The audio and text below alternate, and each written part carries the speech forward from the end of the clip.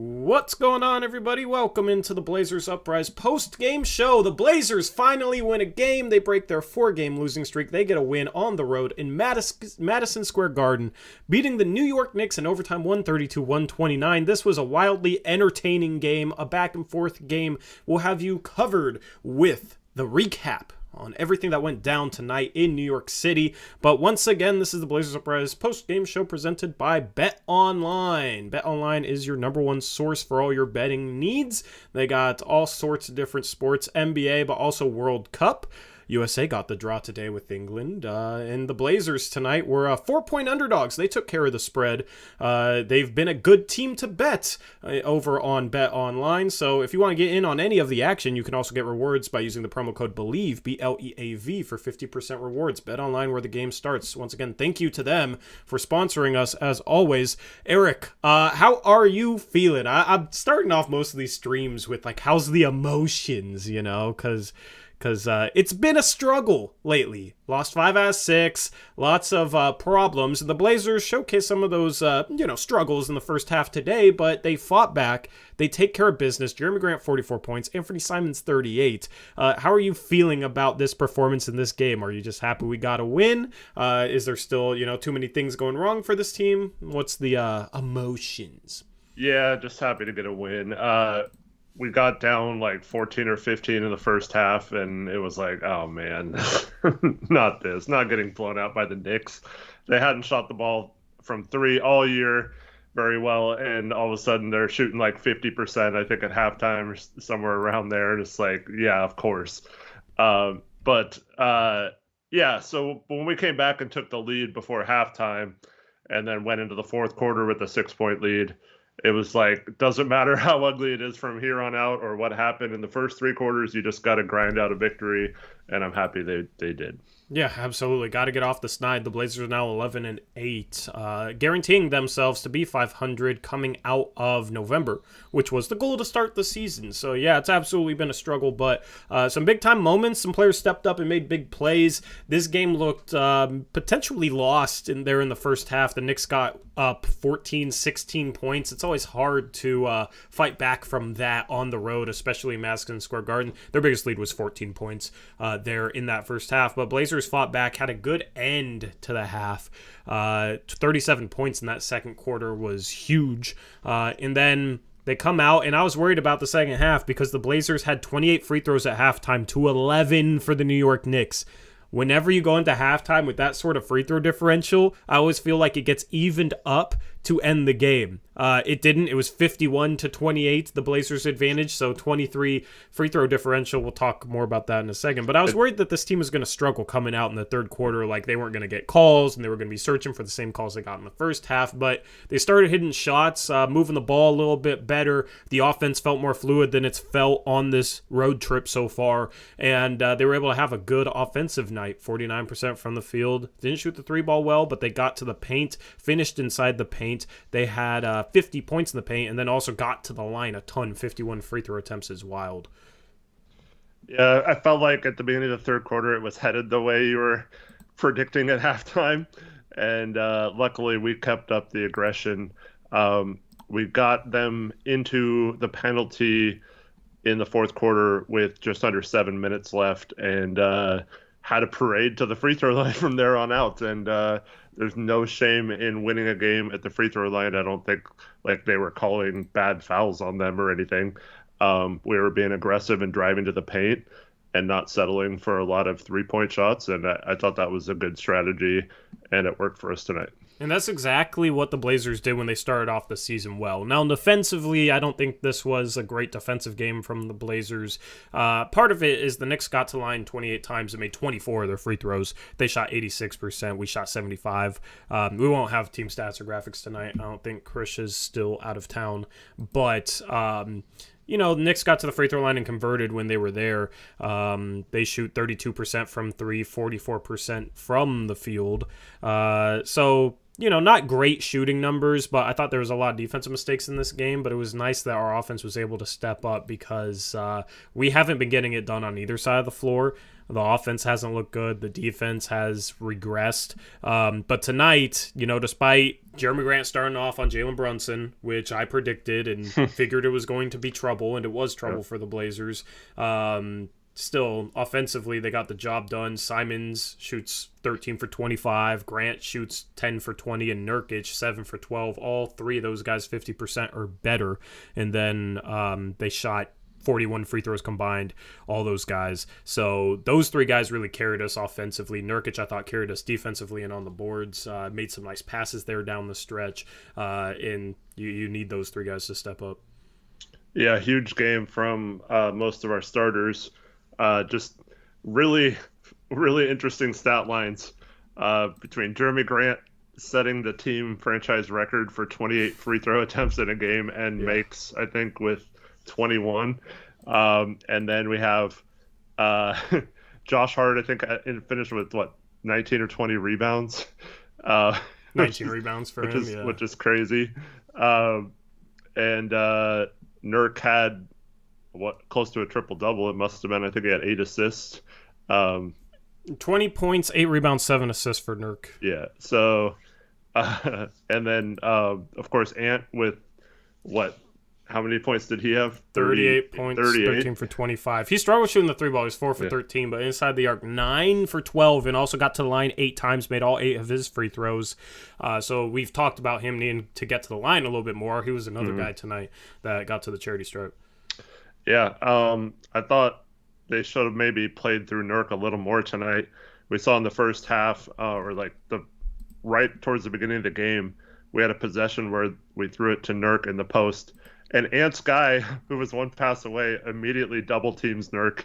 Nurk kicks out to Ant for a wide open 3. He misses it. We get the rebound. I forgot how we got the rebound. Go back to Nurk, and Ant's guy helps off again, and Ant gets another open 3, which he missed.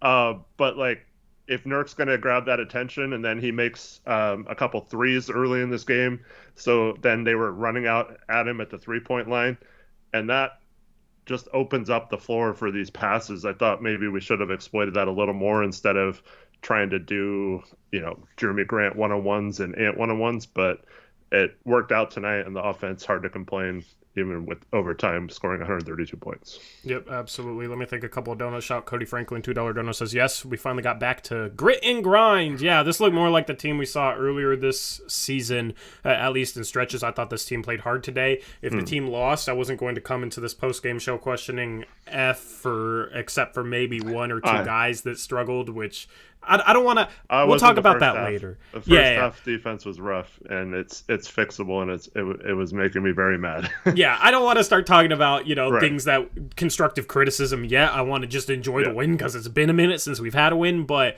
I thought the effort for the most part was better tonight than it had been in the last 4 losses. Shout out Carter Dick with the $2 donation, says, go Blazers, fun game today. Thank you, Carter. Good to see you. And then shout out Caleb Pendergraft, $5 dono, says, missed the last 4 due to being at a funeral out of town, so I'm glad to see a win after coming back, even if it was an ugly, ugly win. Thank you, Caleb, for the $5 dono. You're our good luck charm or something, because we need you watching games. You're not allowed to miss games then, I guess. Yep. Or it's just the PDX jerseys don't work for us. Maybe guys on this team just aren't used to passing to players wearing green. I don't know what it is, man, but those jerseys seem cursed, unfortunately, because I like them. But we are, 1-4 in them? And in other jerseys, that means we are 10-4. It's not the jersey's fault. They forget to give effort and grind when they wear them. Yeah, I mean, I don't know. Maybe wearing a carpet on your shirt makes you feel a different type of way. I don't know. Shout out Cody.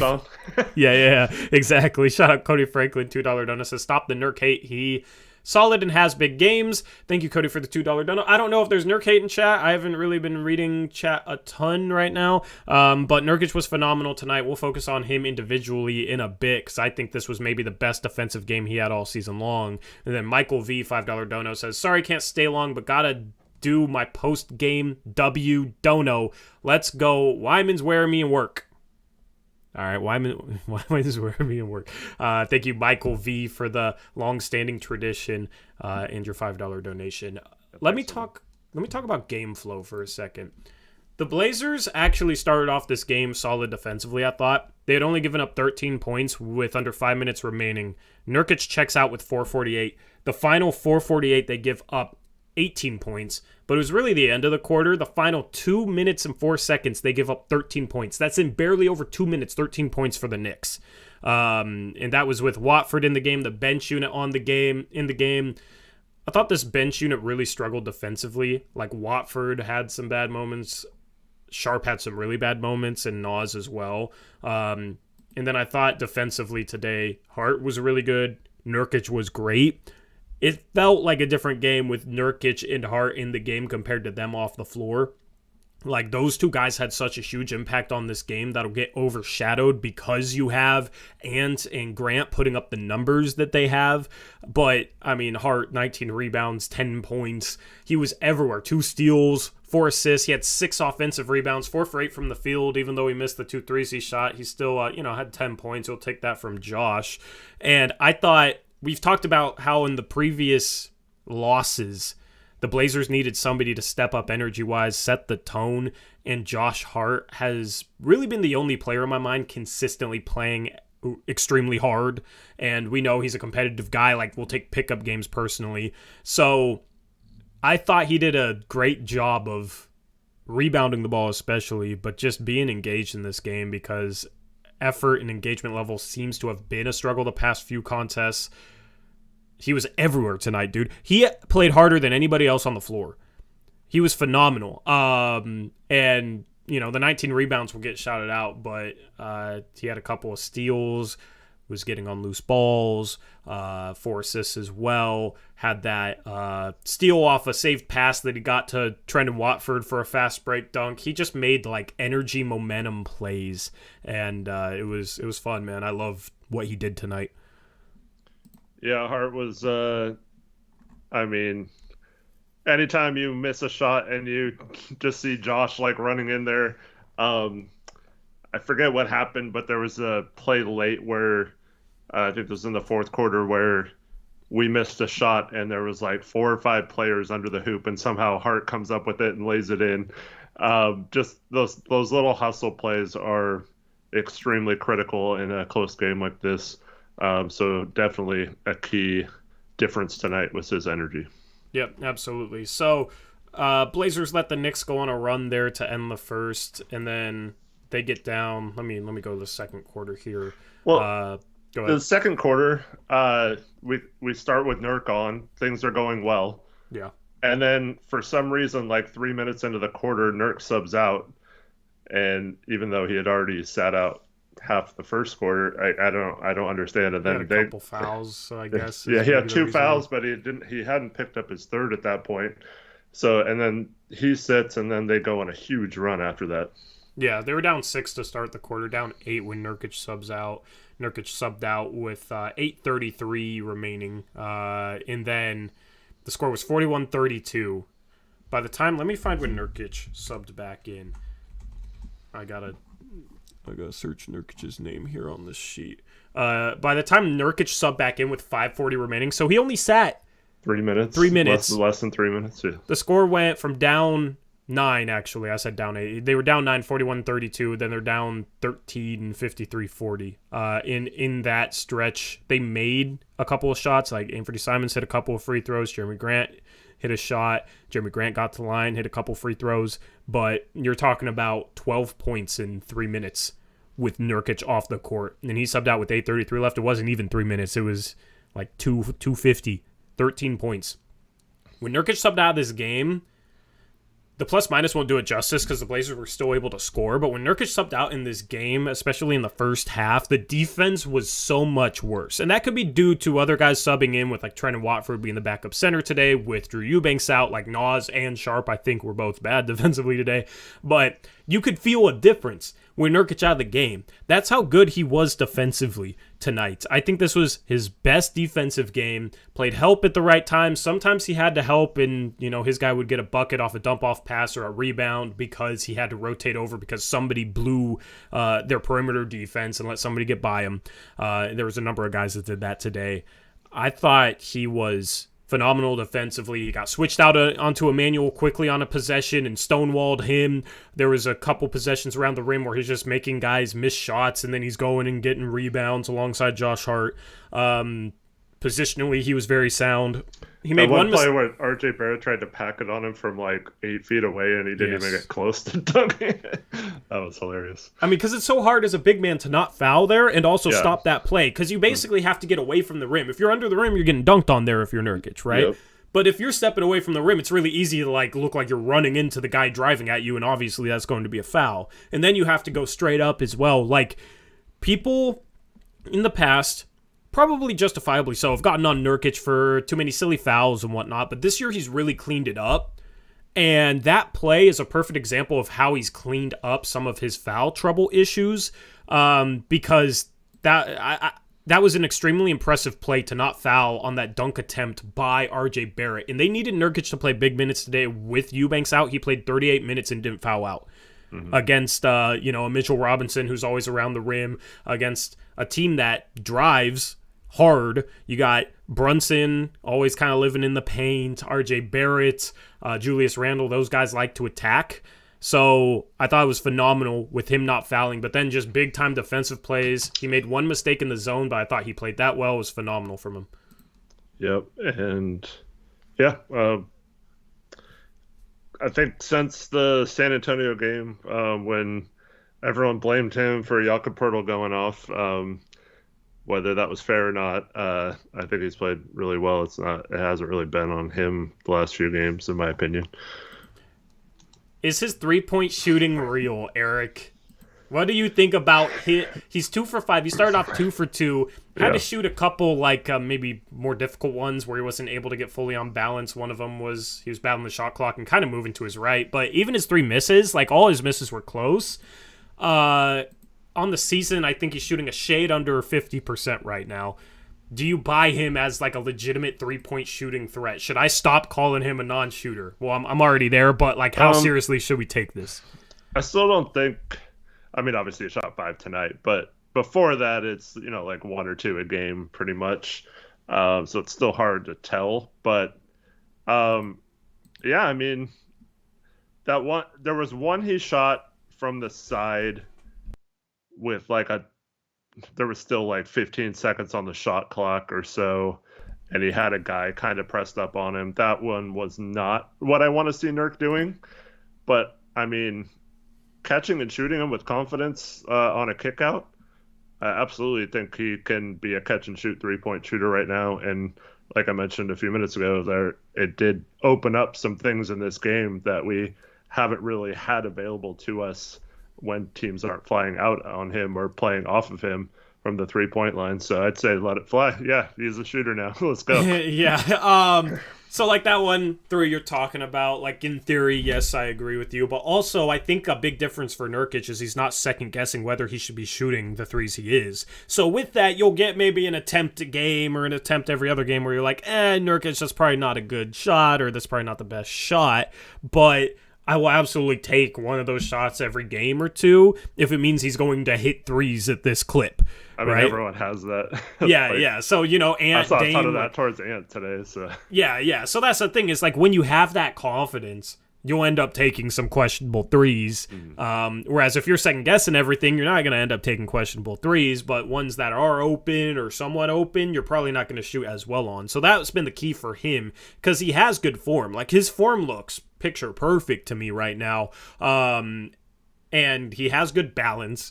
I've always thought he can be a guy that can knock down threes. His form looks a little bit different than when he first got into Portland. I think it just seems like there's less tension. It's a little more fluid. He doesn't bring the ball back as far as set point. Doesn't bring it next to his head as much. So I think he's made some form changes that have maybe helped him. But a lot of it, I think, is mental, because in the past 2-3 years, I've always thought he has good form. I don't know why he can't be a guy that consistently knocks down threes. He just has to have that mindset and have that confidence, and I think he's finally found that. I absolutely buy him as a three-point shooter right now, and it opens up things for this team. Well, I mean, he's shooting his free throws well, too, so that's a good indication that he's got something in his form figured out as well. So as long as he keeps both of those up. I think the big difference this year, though, is you mentioned how his last couple just kind of rimmed out. That's what normally has happened in the past. He has not been that far off from hitting a bunch of threes that he's taken in the past like this. They've just rimmed out, and then when the first one or two rim out, you're scared to take the third one, because if you miss that, then your coach is going to tell you not to shoot those anymore, right? But if you hit the first one like he's been doing all season, then you get the second one. You're not only shooting it with more confidence, but even if you miss, you still hit one of two, which is an insane 50% percentage. So let him fly. So I think him making a few early on in the season, and like he had that clutch one against Phoenix, like those kind of threes, I think have led to him now becoming more believable in it himself and more confident to take them.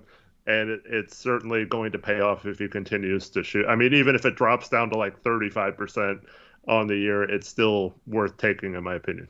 Yeah, absolutely. There was a play where Jerami Grant was on fire today. Obviously, we haven't talked a ton about him, about 44 points from Grant.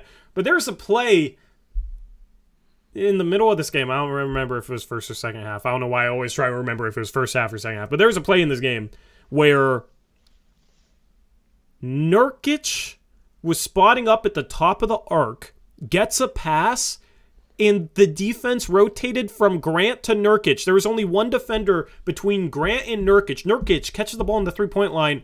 That defender ran away from Jerami Grant to go guard Nurkić at the three-point line. And then he swung the ball to Grant, who had a wide-open three, and cashed it in. You're talking about a forward who's shooting 48% from three this year. Today, he was 3 for 7.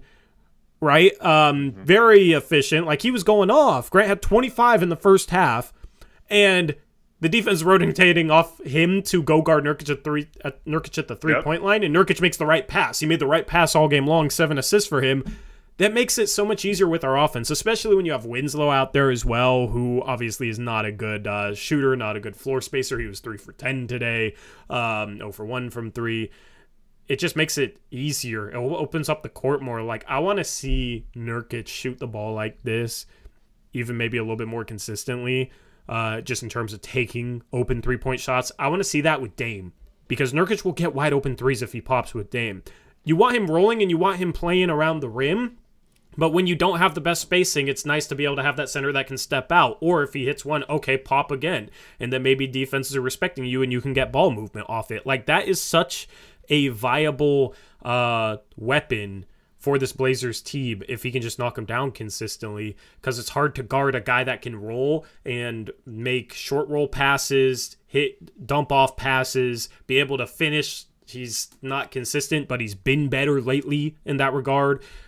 It's hard to guard all that and then also respect the dude if he's popping out to three, and then he sets great screens, and you got Damian Lillard, hopefully, once December rolls around, Damian Lillard coming downhill at you. How do you guard that, especially when you got Ant and Jerami Grant playing off the ball? I don't know how you deal with that as a defense. So Nurkic's shooting has been one of the more fun developments this season. Yeah, and then it also opened it up to where it didn't always work out in this game, but I mean, there was at least 5 times where he hit Jerami Grant on like a cut or a backdoor cut, and Grant got caught under the basket a couple times with it, but a few of the times it led directly to baskets just because they just hesitated for a second. Should I close out on Nurk or not?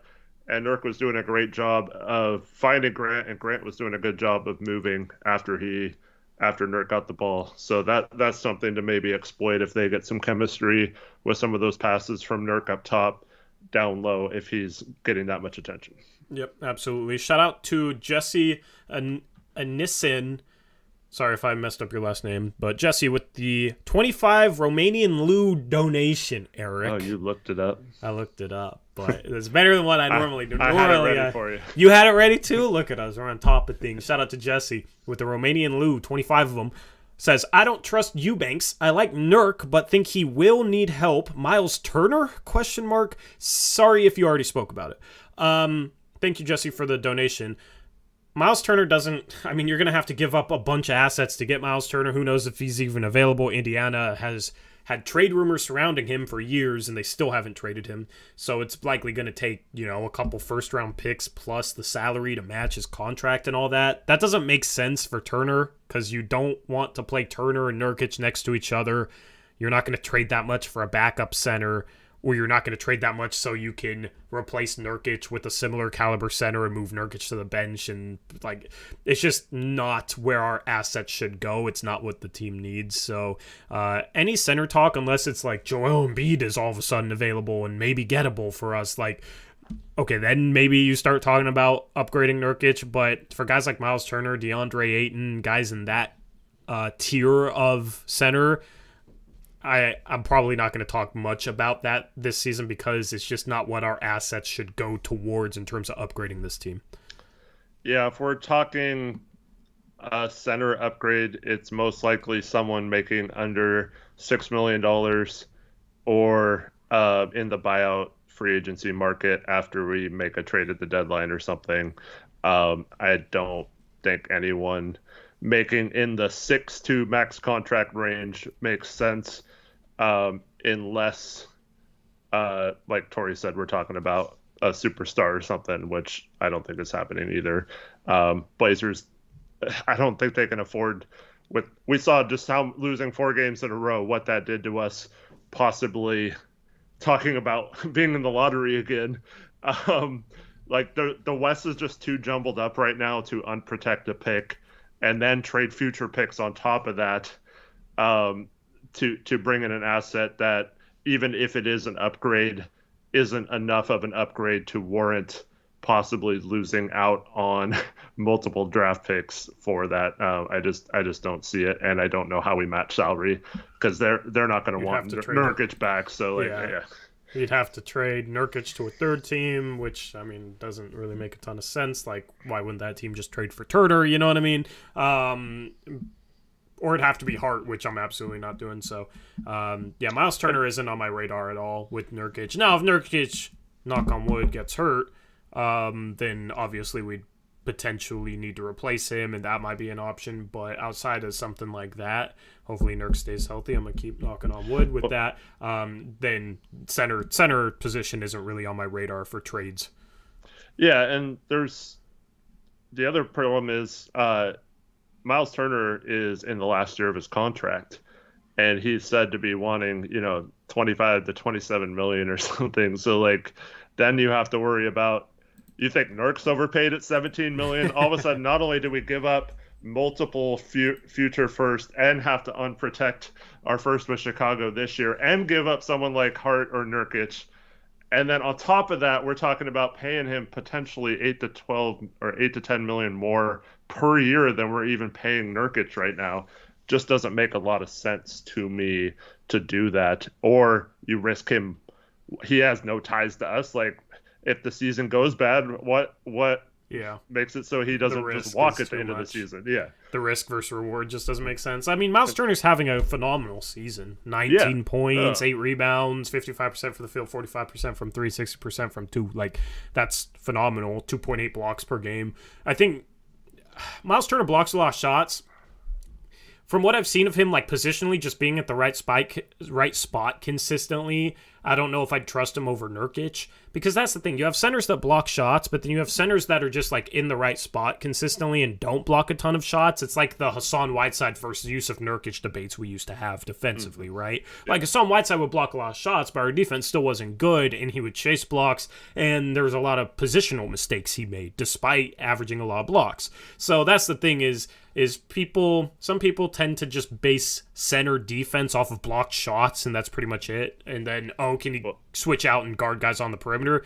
With Nurkic, it's deeper than that. Like, positionally, he plays well in the zone. I think he plays the zone really well as a center. So, a lot of people will point to Miles Turner as a defensive upgrade, but I don't think it's as much of a potential upgrade as people think it is.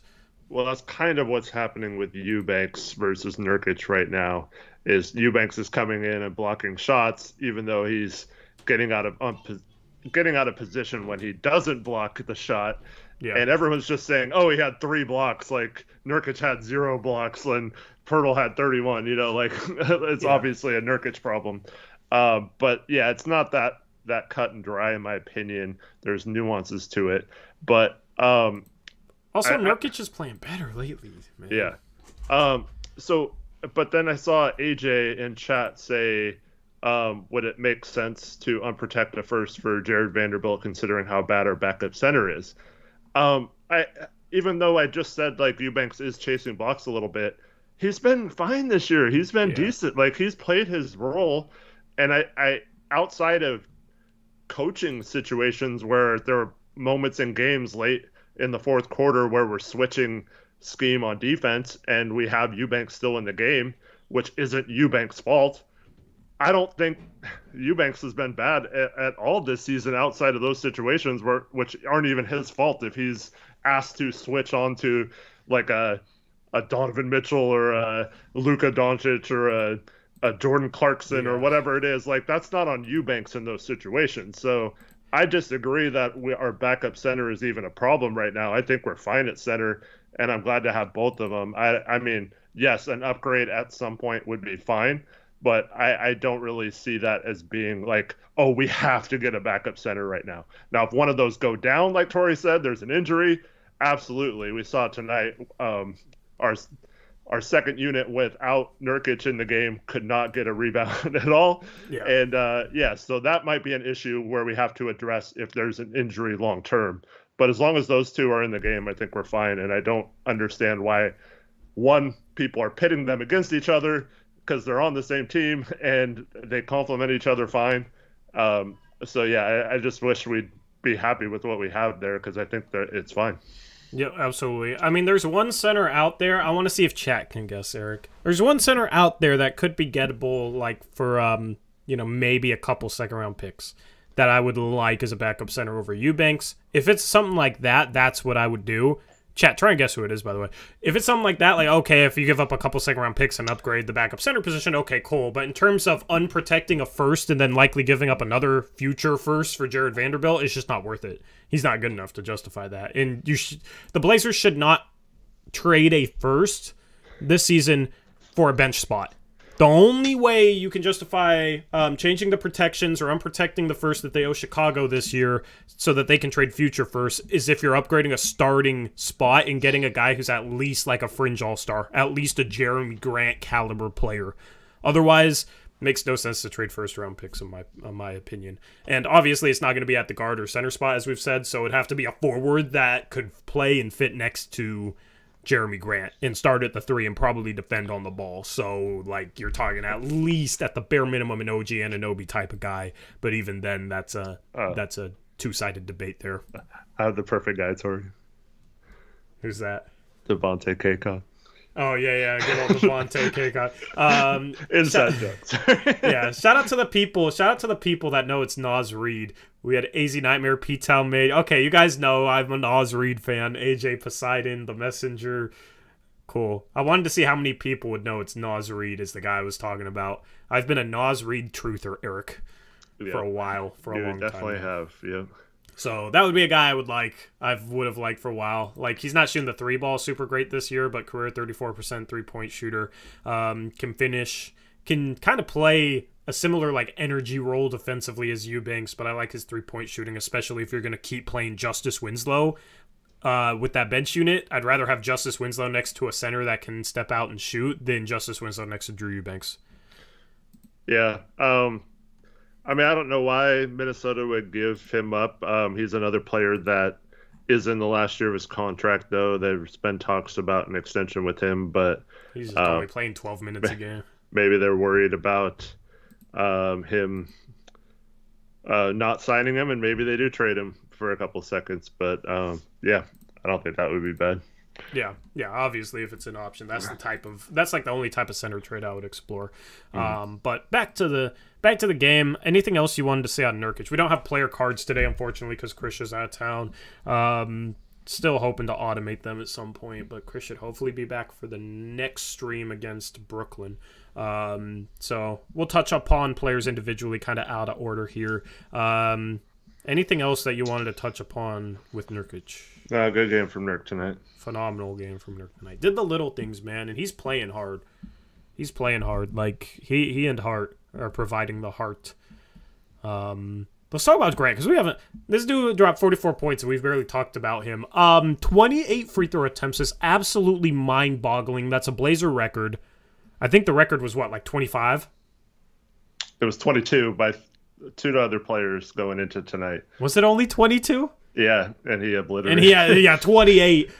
Franchise record for made free throws, 21 for 28 from the free throw line. Just absolutely insane, man. Like, we've had games before where we're doing around the NBA and talking about other box scores. It's like, oh my goodness, DeRozan shot 22 free throws today. Imagine being another fan looking at this box score, seeing 28 free throws for Jerami Grant.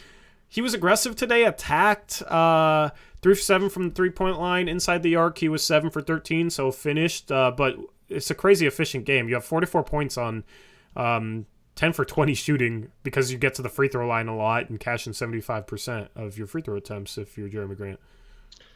Yeah. I mean, he was hitting his mid-range early on, kind of weathered the storm when our offense got stagnant with those no spacing lineups. And just getting to the line, attacking. Not only the fourth quarter, like I mentioned earlier, but I think it was the second quarter. We got in the bonus early on, and he kept attacking and kept getting to the line, and that's really smart. So good game out of him. I still don't understand how someone that long and athletic gets one rebound in 40 minutes of play, but that could be a problem if Hart's not out there all the time with him. But other than that, it's just a great game, and we needed every point of those 44 tonight. Yeah.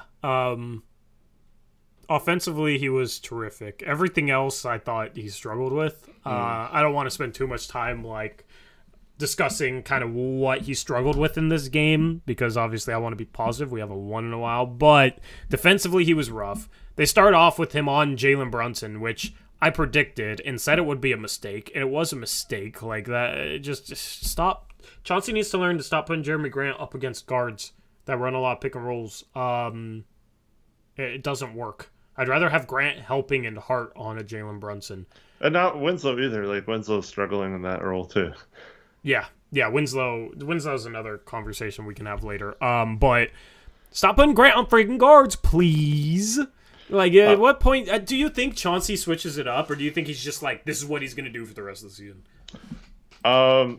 I want to talk about that later on Brand's Breakdown. Okay, yeah, we will discuss that on Brand's Breakdown. How many plays you got for us today? I got 3. Okay, we'll have 3 Brand's Breakdown plays. And, but he had, defensive effort lapses, major ones in this game, I thought. Julius Randle hit a 3 on him just because Grant just didn't get out on him. There was another clip that I retweeted where it wasn't even a screen, but he turned around and ran with the screen away from Jalen Brunson, I think it was, and just gave up an open 3 because of it. He had some weird defensive mistakes in this game. And then rebounding-wise, only 1 rebound when you play 40 minutes is kind of insane. There was a couple of times where he just doesn't box out or doesn't go after the ball hard enough, and Nurkić is down there battling with Hart. Hart helped him out, but... We actually... So, in Brand's Breakdown, there's a play that I highlighted a bunch of things happening last game, and that continued happening in the first half of this game, and I was very upset because I feel like it's an effort, energy, just wanting it type thing, and we're kind of questioning whether that's scheme or just players giving up on screens. Yeah. And we have our answer tonight, so I'm looking forward to talking about that in a minute. Yep. Trevin says Nurkić helped Hart out tonight. Yeah, I probably should word it the other way around because a lot of Hart's rebounding is Nurkić boxing out the biggest dude on the floor. That's the thing is you just want guys that at the bare minimum box out. They don't have to get a ton of rebounds, but just box out your guys. So, like, if Grant averages 4 rebounds a game, but he's constantly boxing out and other guys are grabbing rebounds, okay, that's fine. You know, his rebounding's fine. It's a problem when you don't box guys out. And that's something that's kind of started to plague this team more during this, week of struggle. What's up? Gordon says, I couldn't watch the game, but is Grant deliberately switched on guards, or was he part of the 2-3 zone at the top, so he was on the ball handler side? They matched up Grant against Brunson, which is something they've done in man-to-man, and then in zones, they like to play him up top, too. Yep. So they just like having his length away from the rim for some reason. I get it, kind of, as part of the zone, especially when you have Dame out there, because Dame can really defend, I think, in that bottom corner spot. And you can maybe have some length to make it harder to pass the ball into the middle of the court, which is where you want to get the ball around the free throw line area to break down a zone. But man-to-man on Brunson is what they did, and I predicted it. So it's both. And then in the zone, you end up getting, when he's on top, most of the time he gets matched up on Brunson anyway. So it's basically the same thing. Yeah. But at least he doesn't have to fight through screens and stay on him, or it's an auto switch because it's his own defense. So. Yep. Anyway, what next, Eric?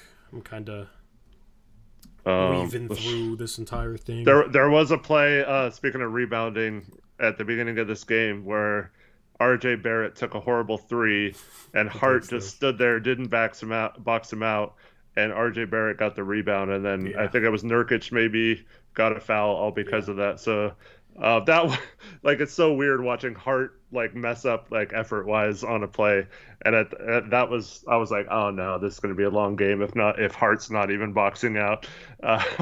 So good thing that was one of the few mistakes he had in this game. But yeah, it was the rebounding at times in this game was just atrocious, especially with Nurkić off the floor. It was like we had a lineup too with Grant, Winslow, Watford, and one other taller guy when Hart and Nurkić were both out, and we couldn't get a rebound at all. And they were just getting everything. It was crazy, but yeah. Mitchell Robinson had 5 of their 12 offensive boards. Grimes, 2 offensive rebounds. I'm just kind of looking at their box score. RJ Barrett, dude, he's been a walking brick so far this season. And the first half, I listened to the Knicks broadcast, and they were talking about he broke out of his shooting slump against OKC last game, and he comes into this game, Eric, 6 for 22. This is a dude who just got paid a max extension, or was it? It was close to a max. I don't remember if it was a max. I think it was like 4,120, but yeah. But that's $30 million a year for this guy. Very questionable. I think there's some incentives, but yeah. Because he 1 for 7 from 3, 6 for 22 from the field. He was rough. Brunson went off. He's looking like a phenomenal signing so far. He was 10 for 22, 3 for 8 from 3, and got to the line 9 times, made all 9 of his free throws. He and Randall are kind of the guys that make things happen. Randall had an okay game. He was 3 for 8 from 3, 8 for 19 from the field. That's 5 for 11 inside the arc, 3 assists. Like, minus 17, though, so probably not the best game from Randall. But that's kind of the player Randall is defensively. He's not going to provide you much. He was matched up against Jerami Grant today, and that was a matchup that Grant liked. And then 8 for 19 from the field isn't super efficient. So he is actually the worst, a minus 17 in his 39 minutes. And then outside of that, it's just they don't have enough. They need like a third guy, or maybe a number 1 guy, and Randall can be the 2, or Brunson the 2, and other one can be the 3. They just don't have enough like high power offense. And offense wasn't a problem for them today. They need Derrick Rose back. Quickly was 6 for 17 off the bench. He came in, hit a couple of shots, but just wasn't efficient enough, and his efficiency has fallen off since he started his rookie year hot. But you just have a lot of guys that aren't necessarily people you can rely on to consistently score. Like RJ Barrett, you can't right now. He's a walking brick. Mitchell Robinson is just a center who only shoots around the rim. Same thing with Hartenstein right now. Toppin, Grimes, Jericho Sims, Miles McBride. Those are the other guys that played that you just can't really rely on them to score consistently. So They still drop 129, though. They dropped 116 in regulation. I don't know if you wanted to talk a little bit about the Knicks, but I do want to start focusing on other teams and kind of what they have going on a little bit more. Yeah, I mean, Donovan Mitchell in that on that team looks like he would have been a good fit with Brunson, but yeah, can't do anything about that now. But yeah, they made the big play for Brunson this offseason. I actually like Brunson. I think he controls the game well. Yeah. I think he's fine as a lead guard. But yeah, they definitely need someone to play off that, and I think they're setting themselves up to make that move. But if RJ Barrett doesn't snap out of it pretty soon, that's going to be maybe the worst contract in the NBA after this year, since Tobias's will be on the last year. John Wall and Westbrook's contracts will be over. A lot of the really bad contracts will be over after this year. So there's not a lot of bad contracts anymore in the NBA. That one might look like one of the worst ones. Oh, absolutely. He has to play better than this, but they do have a bunch of future picks that they could put in play. If Kevin Durant becomes available at some point, that's a guy that maybe the Knicks could look at, just bringing across the city there. Even a Kyrie Irving, if the Nets blow it up at some point. I feel like the Knicks could be a team that maybe get desperate enough where we need a guy that can score the ball. We'll take on Kyrie Irving, play him next to Brunson. I don't think that would work, but they just need another high-level scorer to really set the table there. Because defensively, they're okay. I mean, you got Tibbs as coach. They're not what they were defensively a couple years ago. They struggled defensively tonight, just fouled like crazy. I don't know. It's always hard to view it from the other team's point of view. Like, I just feel like Portland took it to them, attacked hard. I always view it from a Portland perspective. I mean, they still almost beat us. Yeah, they still almost beat us. So they've been playing better. They're now 9-10. Started off the year kind of slow. Been hovering around 500. But yeah. Anyway, enough about the Knicks. We'll take questions in chat as well and talk about some other things. What's up? Yeah, I was going to say something, but I forgot. Let's talk about Anfernee, though. We haven't really talked about him. Yeah. We do need to talk about him. So tonight, Anfernee Simons, 47 minutes. 13 for 25 from the field, 4 for 13 from 3, 5 assists, 38 points. Efficient night for him, especially attacking the paint, 9 for 12, 8 free throw attempts, made all of them. Just his shot has been off, unfortunately. But he had a couple of clutch ones in OT, which you absolutely love to see. I felt like he was going to hit another after he hit his first one. Kind of had a little bit of pep in his step. But bringing up Ant is a perfect time to discuss like the game flow at the end of the game, because we haven't talked about that. I feel like we should talk about that, then we can discuss his performance. Okay. If you want to talk about that, or I can. I got the play-by-play right here. Yeah, go ahead. So fourth quarter, back and forth game. Let me see which team's on the left here. Portland's on the left. All right. So Portland took a 114-111 lead with a Jerami Grant drive. He drove the ball really well today. I think was that the play where he had that insane scoop shot? I think so, yeah. Where he could have probably just handed it to Nurk and Nurk could have dunked, like had an open layup. Instead, he's like falling down, balls falling out of his hand, and he just flicks it up towards the backboard. That was a phenomenal finish, dude. Like, that was insane. Big time play. RJ Barrett gets to the free throw line, splits pair of free throws, 114-112 with about a minute left. But then the Blazers really struggled. Jerami Grant had a turnover on a drive, got deflected. Knicks ran out off of that. RJ Barrett makes a 2-point shot, ties the game. One of his 6 shots that he made out of his 22 attempts. But then the Blazers come down, tie game. 33 seconds left. Ant shoots a deep pull-up, somewhat contested 3. A lot of people had a problem with that. Yeah, I do want to talk about this. Let's talk about it. All right. So, if you just look at that play on its own, looks like a terrible shot, right? Especially he hasn't hit a lot of threes in that game. But there's a reason he shot it. And you can question the 2-for-1 strategy, but what the Blazers and analytics and pretty much every team has adopted this strategy is you shoot the ball with about 33 seconds or so.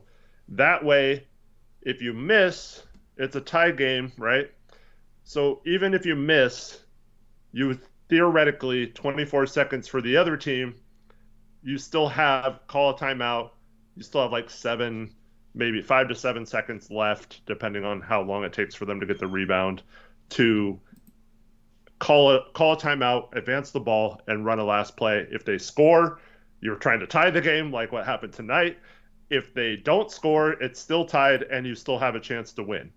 If you don't shoot the ball when Ant did, let's just say he dribbled around or passed to someone or did something else, chances are, instead of what the Knicks did, they hold the ball until, because it's a tie game, and just make sure we do not get a chance at the end.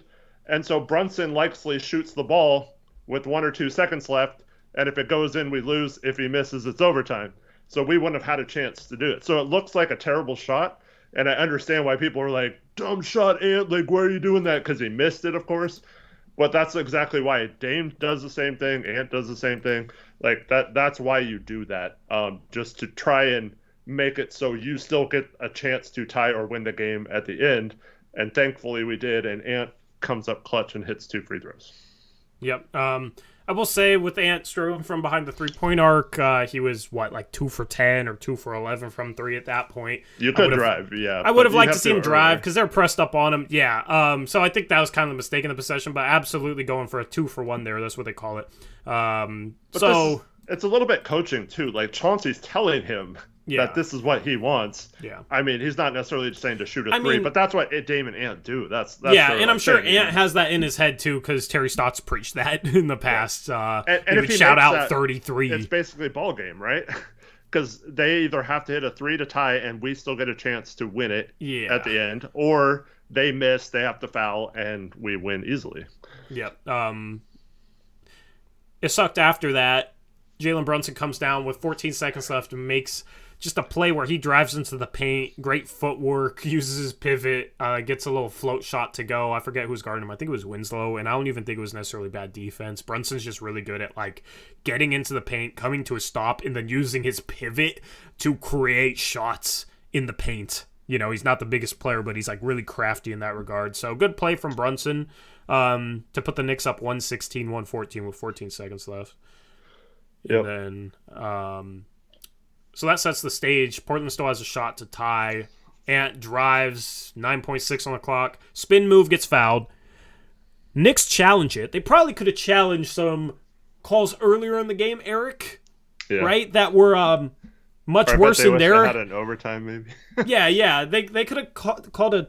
This is why I'm not a fan of saving it until the end of the game. I thought it was clearly a foul. The call stood, so they wasted their challenge on that play, something that was probably a foul. They could have used it earlier in this game on plays that were more questionably called against them. They had 50. I mean, we shot 51 free throws. I'm sure they probably could have found a better time earlier in the game or even wait until overtime to use it, but it's just there's 9 seconds left and the game's on the line. Better use it now, even though it's a foul. So, we've had that conversation before. I feel like that the Blazers got a break there, them not using it earlier. You had your fair share of foul calls to pick from. But Ant goes to the line. RJ Barrett tries talking trash, getting in his head, and Ant smirks at him and then knocks down both free throws. Shout out to Airmancer for bringing that up. It was shown on the Blazers broadcast feed. Ant just smirking at RJ. No idea what RJ said. Would be interested to see what RJ said to him. But yeah, I mean, Ant's just cold-blooded, and that's the thing. He struggled this year, but you never count him out in big-time moments because he's just not a guy who gets fazed by anything. And then, this is also why I don't mind, because, Bo's making some good points in chat, saying he could have still drove. He was shooting better from 2, so pull up from 2. But what happens if you drive and you get trapped or something, and then you have to pick up your dribble, and then you have no one to pass to because no one's moving? Maybe you have to burn your last timeout, and then all of a sudden there's 27 seconds left, and maybe we don't get a shot in time. It's just, I understand it's a bad shot to shoot a contested long 3, but they have so much confidence in Dame and Anfernee that they don't have a problem with it. And this is what makes Anfernee special. He's shooting terribly from three. What happens first play of overtime? He lets it fly from three, cashes it, and we felt pretty good about our chances after that. I mean, we played really dumb in the last couple minutes with the lead, but we'll have to talk about that when we get to Trendon, especially because that foul was horrible. But this is why you don't mind Anfernee taking that contested long-range three-pointer, because he can get insanely hot, and he doesn't get too up or down. Even if he's missing a bunch, he still comes up clutch with the free throws. He still comes up clutch in overtime, hitting big shots. And when he drove in overtime, even though he had been shooting really well on 2-point shots, he had a drive where it looked like he was going to pull up and threw a dime right to Nurkić under the basket, who laid it in. And that was a huge play in the game. I think that put us up 5, if I'm not mistaken. And just a great pass by him when he probably in the past would have just shot that shot. Yeah, absolutely. Big time plays, man. Big time players make big time plays with the game on the line. And if they don't get rattled by it. They have that utmost confidence, right? Like Dame misses a game winner, he's like, oh man, that should have went in, right? He doesn't get rattled or get gun shy, and that's the thing. We need Ant to step up without Dame, and there's times where he's just missing shots and making defensive mistakes, and just isn't what we need. When you have Dame out there, it takes some of the pressure off Ant because he doesn't have to perform at a super high level every game. But I thought it also puts the best perimeter defender off of him and on someone else. Yeah. Whereas tonight, he's always seeing the best perimeter defender. Yeah, exactly. That's another reason why, even if Dame's struggling, it still makes it easier for a guy like Ant. But he started off this game kind of slow, but ended it very well. He had a quiet 26 at one point. Mm-hmm. The broadcast mentioned he had 26. I was shocked. Yeah. And he's doing a better job driving lately. And that's the thing, when the three-point shot ain't falling, you got to drive, you got to attack the paint, use athleticism. He's just doing a good job of, hitting that float shot, getting all the way to the rim. And his playmaking, I think, has been better lately. He had 5 assists in this game, took care of the ball a little bit better. Only one turnover, like mentioned in chat. Yeah, one turnover, 5 assists. Like, that's what you need from Ant. He's had some bad turnovers this year, kind of gotten tunnel vision at times, but as long as he can make the right play, like that pass to Nurk, take care of the ball, and then attack the paint and get to the free throw line, he has the capability of getting to the line more than he did last season, and that's been an area of focus for him. He's talked about it. Then it doesn't really matter if he's 4 for 13 or 7 for 13 from 3, because he's doing enough other things to help out the team. So I like that. He passed the ball well, took care of it, attacked the paint, got to the free throw line, and then when you needed a couple big threes, he hit them. Yeah, and his one turnover was it was a really bad turnover because it led to a wide open lay-in, but I think he felt like the ball was kicked. He was trying to hit Nurk in the short roll, and it did look like it bounced off the leg of someone. I don't know if that was a kick or not, because I didn't really get a good angle at it, but that was his only turnover. Yep. So, Ant, phenomenal game. Good to see him do well. He's averaging, I think after this game, it'll be 23 points per game. He was averaging 22.8 going into this one. So, it's not like he's been terribly inefficient either. It feels like he's not super efficient because he's not making threes at as high of a clip as he has in previous years. But his true shooting percentage going into today was 56%. That's slightly above average. That's a good, that's a solid efficiency mark for a guy that shoots as many shots as he does, especially considering he's struggled from 3. And that's because he is getting to the line more, almost doubled his free throw attempts per game from 2 to it was 3.7 going into this game, probably closer to 4 now, and he's hitting his free throws 88% on the season. And then tonight he was super efficient because he finished. I don't know, I haven't checked this after the last couple of games, but there was a point, after his bad start, if you take away the first few games, he was back up to shooting 40% like the last 10 games or whatever prior to this road trip. So I think he's fine. I mean, he'll get higher quality threes when he has Dame next to him too. Right. Like, he has to shoot some tough threes. I'll take he was 37% going into this game. Like, that's solid, right? We're just used to him being a 40 to 42% guy, like that level of sniper. So hopefully playing next to Dame, he can shoot better than he has playing next to Dame, but he's had to shoot some difficult threes as well lately, and I think he shot a better clip on open threes. He missed a couple open threes to start this game. As I said, start kind of slow, but I don't know. I'm not worried about Ant whatsoever. I still think when you get Dame back, I still think that's a pairing that works. And, I want to see Dame back out there on the court next to Ant. Hopefully Dame's fully healthy. And if Ant can find his three-point shooting, then, it's going to be hard to beat this team if they just play any defense. Just hopefully they play a little better defense than they played on this road trip. Because even tonight, even though they get the win, it still wasn't great. What else do you want to talk about?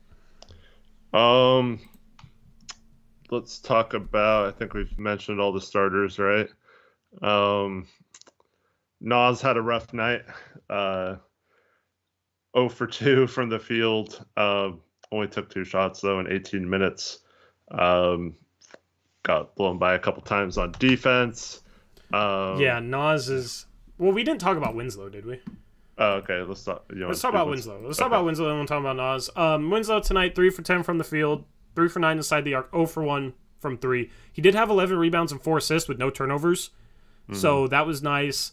Yeah. Played 46 minutes, 5 fouls. If it went into double OT, it was going to be a problem because you were going to talk about maybe 4 starters fouling out. Hart fouled out, but Winslow and Nurkić both had 5. Grant had 4.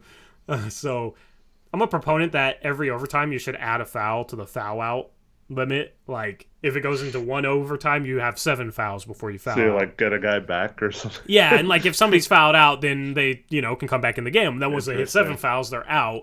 It's just games that go into multiple overtimes. It's like I kind of like the strategy of having to see tonight. Man, if we would have lost this game, questionable putting Watford in for Hart. When that happened, but.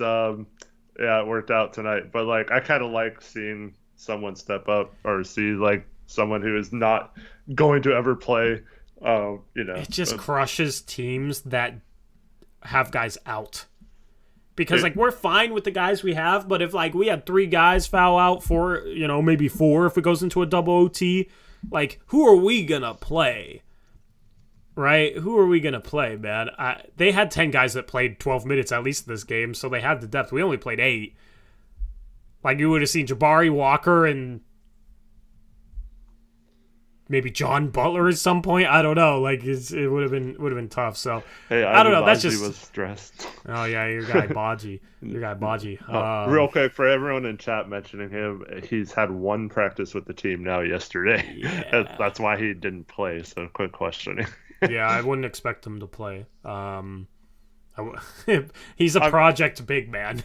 It sucked tonight because we're already super shorthanded, but normally it's kind of fun to see someone else have a chance in those spots. Yeah. But Winslow, defensively, I think he's been rough. And tonight, I think he was rough defensively. I don't think he was good defensively today. I think he was bad. And some of that might be he needs to guard bigger, more physical players. That's kind of his skill set. But it's you need to be able to put him on a Jalen Brunson. You got to be able to. He was getting posted up by Brunson and getting scored on.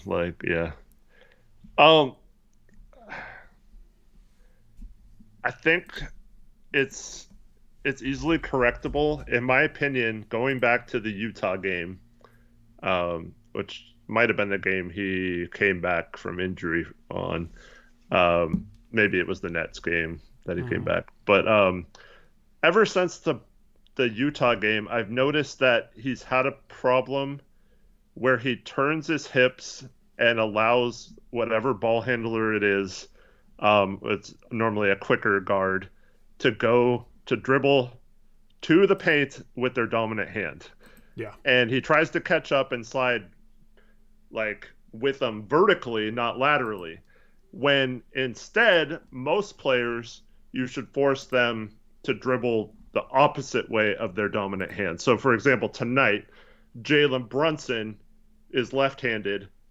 Winslow was playing him, forcing him to drive right-handed, and you just take it and then you get that one step on an NBA player and you just lay it up with your left hand off the glass, and it's almost a guaranteed 2. And I feel like if he just does the opposite of what he's been doing the last few games, like he'd be fine defensively, but he's getting blown by these quicker guards because he's just giving them whatever lane they like to drive to, and it's really frustrating that we're getting beat on things that are scouting report things that he should know better. Especially when it's like one of their main guys. I understand if somebody comes off the bench and they're like a rookie who hasn't played much and you don't know that they're left-handed, all right? And you're just used to playing, playing guys that are right-handed, right? I understand that, but if you're going up against Jalen Brunson, I mean, Winslow's been in the NBA, so he should know Jalen Brunson. Should know he's left-handed. Like, but especially going into the game, you got to be prepared for that. And yeah, it was bad, but like even regardless, man, I mean, he just seems a step slow in general as well. Maybe it's due to that reasoning because he's, definitely struggling with what you said, but also it just doesn't seem like he's as mobile in general as he was to start the season. I don't know what's wrong with his defense, but his defense hasn't been good. Even some of his positioning hasn't been good lately. I've started to try and focus on him and Nas especially, and Winslow just gotta be better defensively because he's not gonna make shots, Eric. He was 2 for 10 last game. He's 3 for 10 today. He's shooting under 37% from the field now, shooting like 23% from 3. Just I don't like him shooting some of the shots he's been shooting, some of like the floaters from 10 feet. I don't think he's good enough to shoot those. Doesn't make enough to shoot those. But you want him shooting open layups, and then if there's 4 on the shot clock, yeah, okay, shoot a 3. But even layups, like he had an open layup in this game that he just blatantly missed. Got the rebound. But there's been some. We got the rebound on that one. There was another one where he missed another lay-in, but he got the rebound and put it in. Yeah. And I don't know, like he's never been a good finisher for his career. He's under 45% from 2. He's 41% this year, which is just obviously not good. But he's always kind of struggled with this. So, okay, shoot open layups, just shoot the shots that are there, but he's taken double-digit shot attempts the last 2 games. I know he played 46 minutes tonight, but I don't know. Do you want him to shoot a little less? Like, what's kind of your solution for that? Because that's been frustrating. Well, I was getting frustrated with him. Once again, I don't know if this is by design to kind of space the floor for Ant and Jerami tonight, but I noticed several times he was just camping out at the 3-point line, and then we have trouble like because Ant or Jerami doesn't break down their guy or doesn't get past them, and then they have to pass to him, and he's standing out there. What if he just cut through? He probably gets a layup or a dunk because of how much attention those other guys are getting. But that's the frustrating part. And then you see him cut off a Josh Hart rebound. Josh Hart with a nice dump pass to him, and he gets a wide open dunk. And like those are the kind of effort, energy plays I want to see from him on offense, not being like a guy breaking down off the dribble or standing in the corner shooting threes. Yeah. But like that's my whole thing is just like his energy seems off. He's not making the right cuts. He's not as competitive on the ball against a guy like Jalen Brunson. And that's what you need from him. You need him to be that energy guy that does the little things, that plays hard, and is just standing behind the 3-point arc, not locking guys up. I don't know if he's dealing with some sort of injury or what the issue is, but as I've said before, I just feel like his energy is off right now, and that's kind of coincided with the team's energy being off. Well, we've seen multiple seasons from him when he has an injury or something wrong, he just goes like disappears on teams and is a negative. And we've seen multiple seasons where he's healthy and he's definitely a positive player. So I wonder if maybe that ankle injury and being sick is still bothering him maybe, but I don't want to hear that excuse anymore from him. If he's out there, he needs to play like he normally does no matter what. The problem is you can't expect him to stay healthy. Mm-hmm. Like and some of this is, due to not playing some games, but the last 4 seasons, he played 11 games, 26 games, 48 games, 15 games. The 2 seasons before that stretch, he had 68 and 66, but before those, he had a season with 18 games. He's only had 3 seasons where he's played more than 48 games. He's had 5 seasons where he's played 48 or less. 3 of which he played 26 or less. So he's been a guy, even when he's played, he's had something that's bothering him, and he's missed a lot of time due to injury. So it's like, if he can't keep up that same level of effort or intensity through an injury, then that's a problem because he gets injured a lot. So Gary Payton II last year was playing through that core injury. Apparently is really bothering him, but he was still busting his ass, like playing extremely hard, right? Like, that's what you want from your energy guys. Like, yeah, it sucks that they're injured, but you got to be able to still play the right way through that. And it's like, we saw a cut to him and he exploded towards the rim and dunked and looked fine, right? So I don't understand it. I don't know if it's an injury or not. I just don't understand why he's camping behind the three-point line. Yeah. Start cutting again. Winslow, and please. It's also because, I mean, like I talked about earlier, Jerami Grant started cutting and Nurkić was finding him and he was getting to the free throw line all game. So why couldn't we do that same stuff with Winslow, with Grant staying as the camper at the 3-point line, who's a much better 3-point shooter and who you'd actually want taking those shots? Yeah, absolutely. But I had this point before the season started with a guy like Winslow, man, is it's hard to like play a lot of minutes and just constantly be cutting, because when you're even a little bit gassed, like, your inclination is just to sit there in the corner. Like, it's cutting is the harder thing to do. Like, you have to sprint to a spot instead of just standing behind the 3-point arc. It's easier to stand behind the 3-point arc. So even though he's not a good 3-point shooter, it's a situation where I don't. It's almost too much to ask a guy to constantly always make the right cut. And that's the thing, is just, if he could knock down threes, it'd be fine. If he cut at times, sat behind the 3-point arc when he was open for a catch and shoot 3. But the problem is with guys that can't shoot like that is they constantly have to cut, or else you're kicking out to a guy that you don't want shooting the ball. So what's the solution? The only solution is he has to cut more.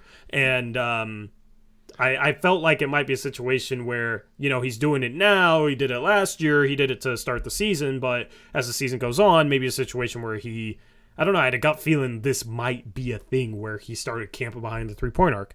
Can't even really explain why, but we've seen it in the past from guys before too.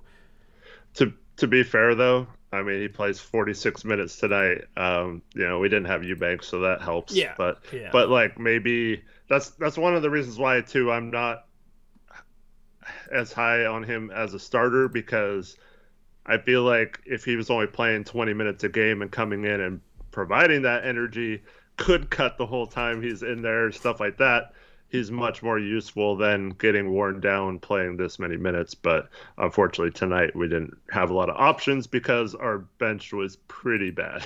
Yeah.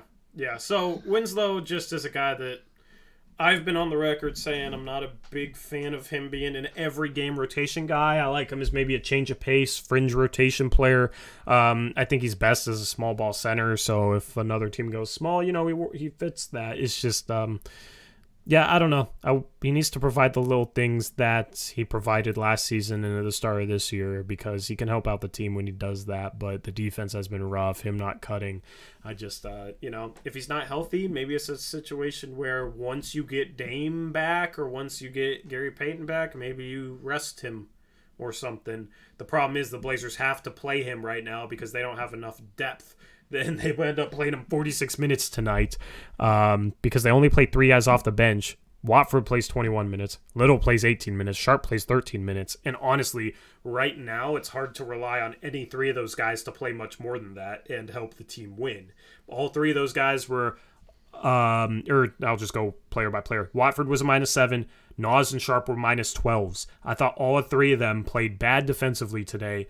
Watford had a stretch there where I think it was at the end of the third, Nurkić got subbed out, picked up another foul, and they were trapping the pick and roll, and they were hitting Watford out of the pick and roll, and he made a couple of nice plays, got to the free throw line once, faked a handoff with Ant and drove and finished. Like, that's the type of situation you want Watford in, but defensively I thought he was rough. And then he had that foul, Eric, so I'll let you kind of go in on whatever aspect of Watford's game tonight you want to go in on, because he did play 21 minutes, and he did have some good moments, but some rough ones. Yeah, much like I was just talking about with Winslow, unfortunately, you have to kind of play him the role we played him tonight, because If we're going to play zone in those lineups, he has to be the middle guy. And he really struggled in that rim protector, guarding the paint role. I have a Brant's breakdown that'll illustrate what I'm talking about, but he just let players go right down the middle. Um, and so yeah, that's not the best role for him, I don't think. He really struggled defensively in this game, which is why I thought it was really interesting that Chauncey put him in when Josh Hart fouled out. But man, he had a really bad travel up top that almost cost us the game. And then he had one of the dumbest fouls of the season. And that's dumbest foul of the season. I'm going to go on the record and say right now, dumbest foul of the season. Yeah. So I forgot how much we're up at the time. I think we're up 5. And someone misses a free throw, and he fouls the person on the rebound. You cannot touch him. You cannot do that at all. You just cannot foul in that situation. You don't even risk reaching for the ball. You just run back on defense. I mean, you might not even go for an offensive rebound in that situation. Just get your butt back on defense. Yeah, you're up. Because it does this, Eric. One, it lets them score without the clock winding down. They would have needed time to bring the ball up the court anyway, right? So all of a sudden, no, they're going straight to the free throw line. So no time off the clock. There was 20 seconds on the clock. The Blazers were up 5. 2, it's obviously efficient for New York. 2 free throws, and they made both of them. But then 3, it also, after they make them, it allows them to set their press and potentially force a turnover. Mm-hmm. Yeah. Oh, yeah. That was... So Hart had 2 other mistakes that I talked about that just reminded me of that when he threw the inbound pass right to Quickly for a lay-in. That was disgusting. And then the other one was when he fouled out, there was 3 seconds left on the shot clock. You can't press up that high with 3 seconds left on the shot clock, knowing he's going to try to take a bad shot. Just get up and just do what you can to keep in front of him, but don't foul in that situation. But back to Watford.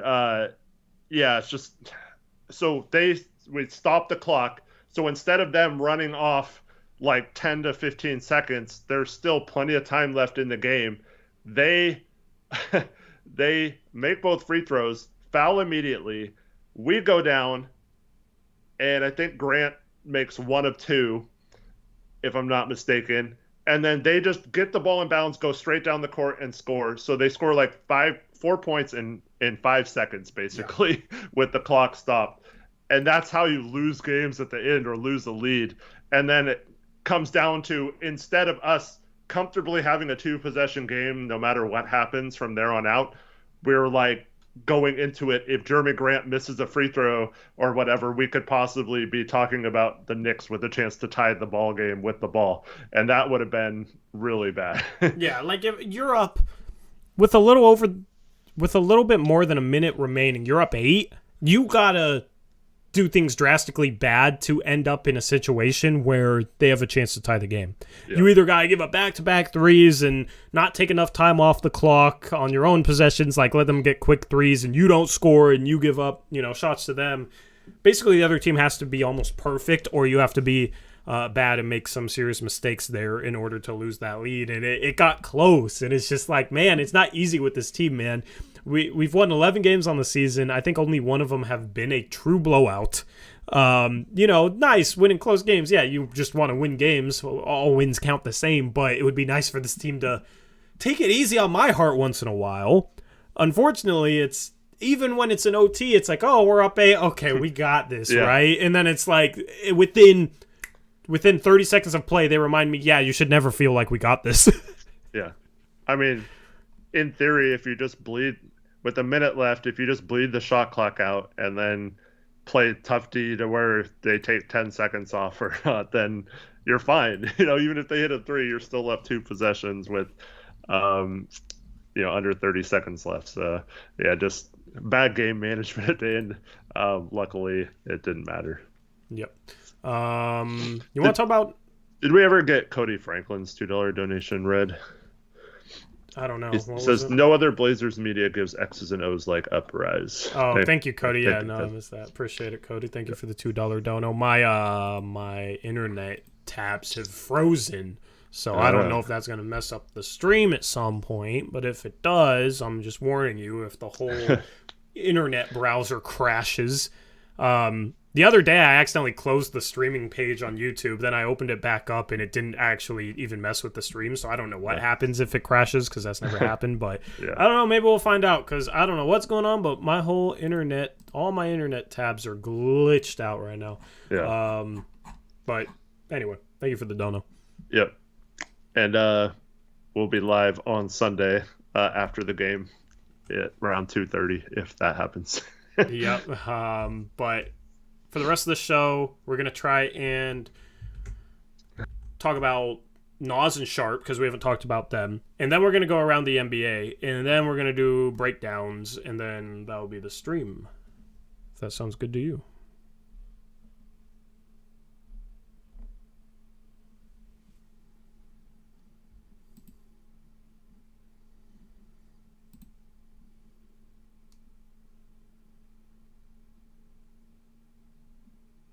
Why are you muted? Why are you... I don't know what's going on. I never muted you. Why would I mute you?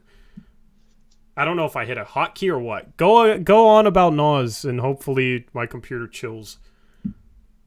They can't hear me. They can hear you now. No, you was muted in my browser, but I never clicked the mute button. So I don't know if I have a hotkey or something on my keyboard that I accidentally... I don't know what's going on, guys. Yeah.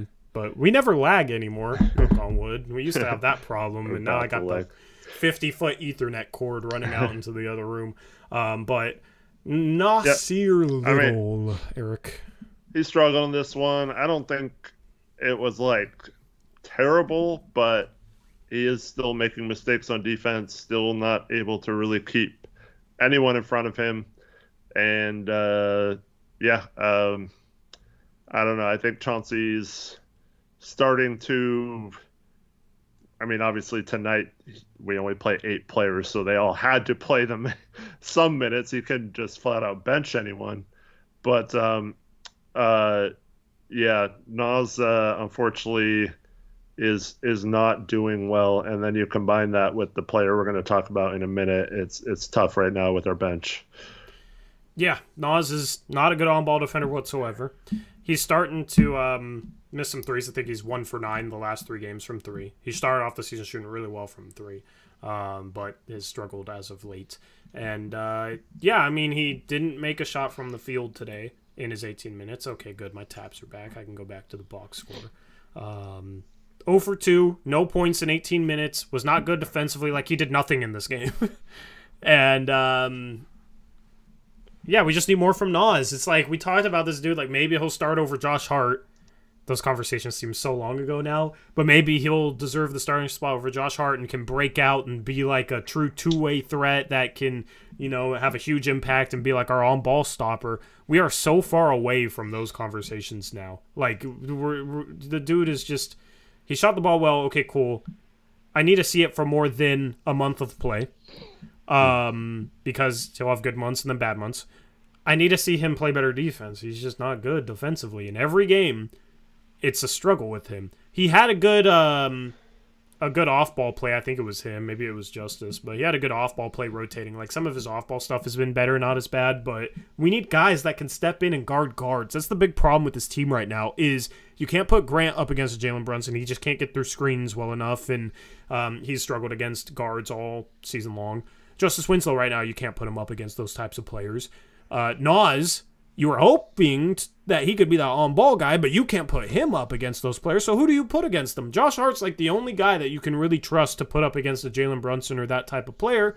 And there's really nobody else right now that you can trust in that regard, and that's hard to deal with. That's a problem. And then Chauncey won't even put Josh Hart up against these guards anyway. So it'll be Justice or it'll be Jerami Grant or, Nas will get his turn here and there. And all 3 of those guys right now just cannot guard elite guards off the dribble. I almost trust Ant more than those guys right now. Dude, I said this. I forget who I said it for, but, like, I'd trust Dame as much as, like, Justice Winslow guarding a good shot creator off the dribble, or I'd trust Dame as much as I think it was Nas I said. But like I trust Dame as much as any three of those guys right now, because Dame was actually playing good defense before he got hurt for the second time. Like he was giving effort, he was defending on the ball. Like yeah, he's still not going to get a stop every time, but he at least competed and stayed in front of guys as much as Justice, Jerami, and Nas have in regards to defending guards. So it's just frustrating because it's like all three of those guys should be guys that you can put up against players like that can give them some trouble, and just hasn't been that way. Yeah, and I think the thing that frustrates me is seeing the comments like, oh, see, Nurk can't be your backline rim protector on a good defense. It's all his fault. You know, it's like, what do you want this guy to do? Like, it's not good defense around literally him. every single time someone drives off the perimeter, they're basically just going right by the person and creating a situation where it's a 2-on-1 with only Nurkić in the paint. Like, that's what's happening, like, on all our breakdowns on defense, just guys getting blown by in their one-on-one matchups. And until that changes, there's not a center in the league that can turn this defense into like an elite defense that way. So I don't blame Nurk for that at all. Yeah, no, I agree with you. But in regards to Nas, he's not playing at a high enough level to be in the rotation on a really good team. If he was playing better defense, you could make that case because he shot the three ball well, and then had some impressive games where he's driven the ball well, that sort of thing, attacked. But he cannot be a negative as an on-ball defender and be a truly positive player off the bench for a contending team.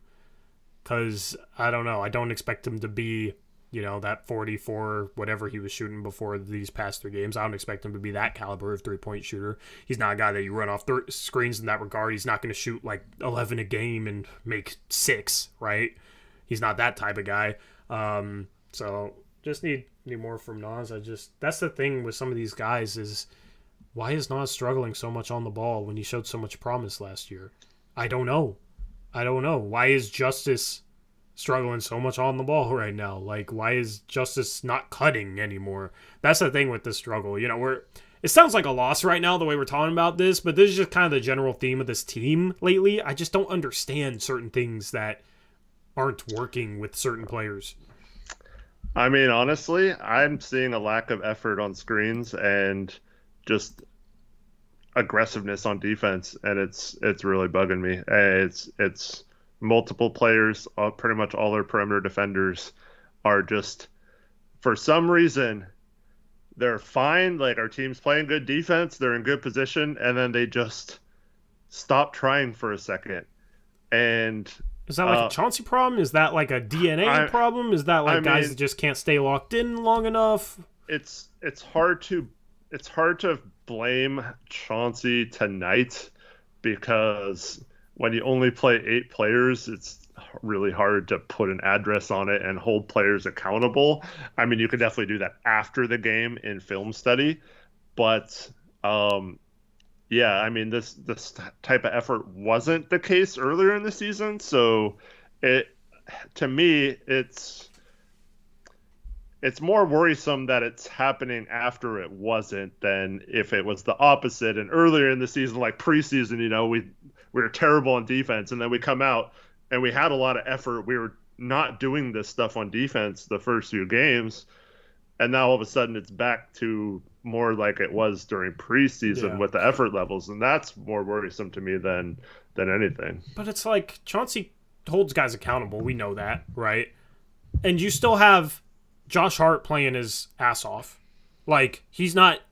all this doesn't apply to him, right? So to me, it's like, at some point, you just got to have pride as a competitor and have a certain standard for yourself. And I don't know what's up with Nas, but it's like, the dude will go out there and it's like he doesn't have that standard for himself, man.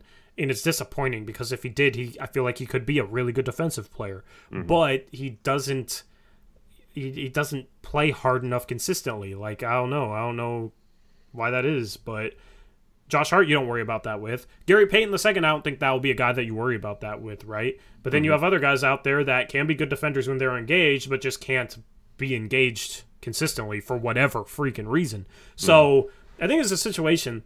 Hopefully Gary Payton II gets healthy soon, Eric. Mm-hmm. But when he's back and he's like not on a minutes restriction, I think you could make the argument that he should be getting 30 minutes a game. And that maybe like Nas isn't playing much and you cut Sharpe's minutes a little bit. Because we got to talk about Sharpe like he was terrible defensively today. But the Blazers need that guy that can be that on-ball perimeter of attack defender other than Josh Hart. That's obviously Gary Payton II. Mm-hmm. And if you have these guys, Justice, Nas, having effort issues, well, you just play Gary Payton II instead of those guys, you know? You might still have to play one or two of them just because you got to play somebody and you got to have a rotation, but assuming Gary Payton II defends like he does in Golden State, that's what the Blazers need. And at that point, when you have him back, you can hold a Nas or a Justice Winslow more accountable for some of their lackadaisical mistakes. Even Keon, too, like mentioned in chat. I mean, he's someone who will give effort on defense, so maybe in this game, you know, you bench Sharpe and Keon takes those minutes or something. So that's something that we didn't think was going to be an issue this year, because once you start holding people accountable, it shouldn't become an issue at any point. But yeah, I just think, I don't know, the injuries and the heavy minutes on some of the starters are starting to maybe wear them down. So that's something they're going to have to address once we get healthy. And hopefully once we have the full complement of players, you can start doing that. Like if someone's getting missing assignments on defense, maybe they don't play in the second half or something like that. Yep, agreed. Let's talk about Sharpe to end this, you know, player by player breakdown here. First, let me thank a couple of donos. Shout out to M. Alam with the $5 dono. Says, all the way from New York, Rip City, ugly win, but still take it. Winslow has been bad on both sides in all the recent games. Would rather Jabari develop. Jabari's another guy that I would like to see Chauncey throw in when guys struggle, you know, where the effort level seems down, because I think Jabari can be a solid two-way player, and at least would like to give him the chance to find that out maybe his rookie year. Thank you, M. Alam, for the $5 dono. Appreciate it, man. Shout out to you there in New York. Yeah, it's very nice to finally get a win regardless, you know. Just constructive. We got built from here, obviously. And we got to improve some things. But nice to get a win. Nice to get a notch in that win column. Break the losing streak. You know, I'm happy with this. I'm very happy with this win. I don't want anybody to get confused with that. You know, just things to improve. And then shout out Jordan Baker, $5 dono. We haven't had one of these in 4 games because we've been losing. But every win, always counting on you, Jordan. Was waiting for this GG hippopotamus clapping sticker for the past hour and a half. Glad to see you. Thank you for the $5 donation. Yeah, so I saw people in chat earlier talking about Sharpe. Why isn't he getting more minutes? Chauncey's a fool for not playing Sharpe more. Actually, Chauncey was very upset with Sharpe tonight. He was, like you mentioned, he was terrible on defense. He's just not providing enough effort, and he's fallen asleep. He got backdoor cut tonight, just completely stopped on a play. He had a play where someone, I forgot who it was, drove on him, and he just puts his arms down and gives up on the play, and the guy just rises up and scores over him. It's just not looking good out there. There was a time when him and Nas both left the ball, and for no reason, like, I don't know, it's just ridiculous. But Chauncey is starting to get very aggravated. However, this is more like what we expected from him. Yeah. I'm not really upset because, like, we got a glimpse of what he could be and stuff like that. So I think it's good if he starts to realize that being an NBA player isn't guaranteed, man. You got to really work, and you can't go out there and lollygag. He seems to, I don't know if it's just he's just so crazy athletic that it looks like he's just like walking around out there sometimes. But on the defensive end, you cannot do that. You have to be moving around. You have to be alert and aware at all times. And he just has way too many moments right now where he just gives up on plays or just stops playing for a second and thinks he can catch up to a play with his athleticism. And it's just not always going to work that way. When you're a rookie in the NBA, I feel like for a certain period of time, you have a high level of adrenaline that helps you out defensively. Nas had that. Nas played his ass off when he first got into the league. That dude was all over the place. What does Nas look like now? He don't look like that guy. He doesn't have that same level of adrenaline. I think Sharpe has lost some of that adrenaline from being new to the NBA that he had starting out. And he's always been a guy who's like kind of been inconsistent in terms of his engagement on the defensive end, where he'll, for whatever reason, seemingly give up on a play. But I chalk that up to, okay, he's in high school, he's playing games that don't matter much to him, but now we're starting to see it in the NBA, and that has me kind of worried. But also it's a situation where he's not smart enough or good enough, just in terms of having enough defensive awareness to have possessions where he's not giving 100% effort and it be okay. Because that's the thing. If you're like really smart defensively, you'll be in the right spots. You don't have to give a bunch of effort, right? And you'll be fine defensively for the most part, especially if you have length, which he does.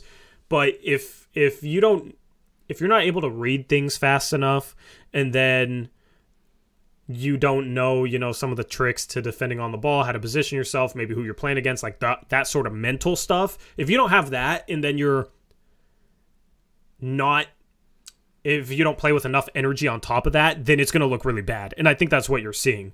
In the future, if he continues to have these lapses, I'm hoping that he will be smart enough defensively to make up for it, especially when you consider his athleticism and his length, and maybe he can just be, adequate.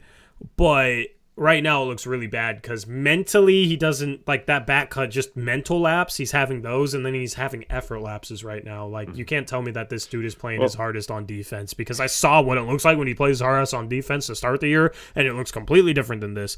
He was terrible defensively tonight. So how do you keep come back in the game after that? He was a minus 12 in 13 minutes despite him being 2 for 3. A big part of it was like he was terrible defensively tonight. So how do you keep a guy like that in a game? And that's the thing. They could have definitely used Sharpe in this game, but this is kind of what I was expecting going into the season. This is why I didn't know if he was going to play or not, because offensively, yeah, it's nice, but it's not like he's going to create much for others or handle the ball. Like, he'll make shots off the ball. But defensively, if he's hurting you like that, it's really hard to play him more. If Chauncey played Shaedon Sharpe more and he was playing defense like this in this game, the Blazers lose this game. So at what point is it like, okay, well, we got to win basketball games. We're trying to win here. Do you sacrifice wins in order to develop him when he's giving piss poor effort on defense? That's also the accountability versus development question too, which is tough. But I think this is not any fault of Shaedon. This is a situation where it's completely normal. You come in to the NBA, you're a rookie, you're shooting the lights out, everyone's like goo goo gaga over you, right? You start to feel yourself a little bit, right? You start to think oh man, this is awesome. I'm a professional NBA player. I'm making millions of dollars. I'm going to have it all. And you start to let up a little bit, and you think, you can just go out there and do your thing and stuff like that.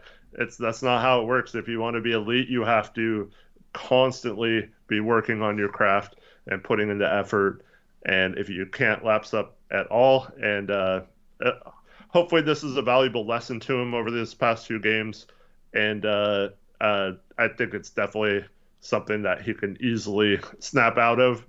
And I am still intrigued by his defensive potential.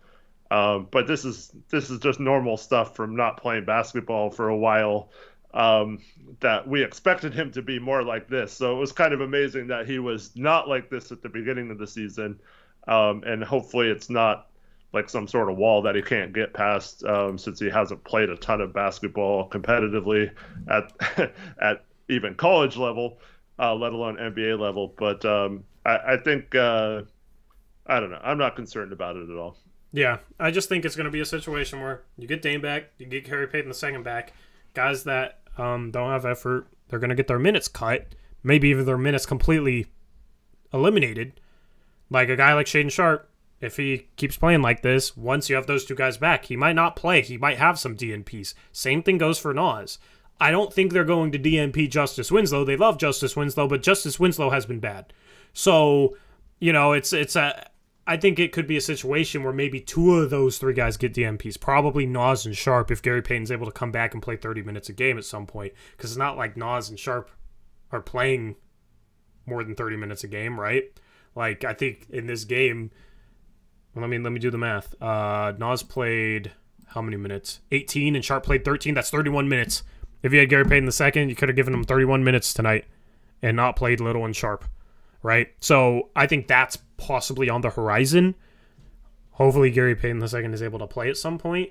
But because I don't think it's going to be a problem with Gary Payton II's effort level. I'm not worried in that regard. So, or once again, Keon. Yeah. And then, Justice Winslow will probably still play, but if he keeps struggling like this, then it's a situation where it's like, okay, well, we got to upgrade that position at the trade deadline. That's the position to upgrade. And you have a bench where you have, maybe somebody you trade for to replace Winslow. You got Eubanks, you got Gary Payton II, and maybe you run an 8-man rotation. Maybe you give spot minutes to Winslow if he's still on the team, spot minutes to Little, spot minutes to Sharpe. But, I mean, we had an 8-man rotation tonight, and we played in overtime. Mm-hmm. So, and we didn't have Dame. Cyclone makes a good point.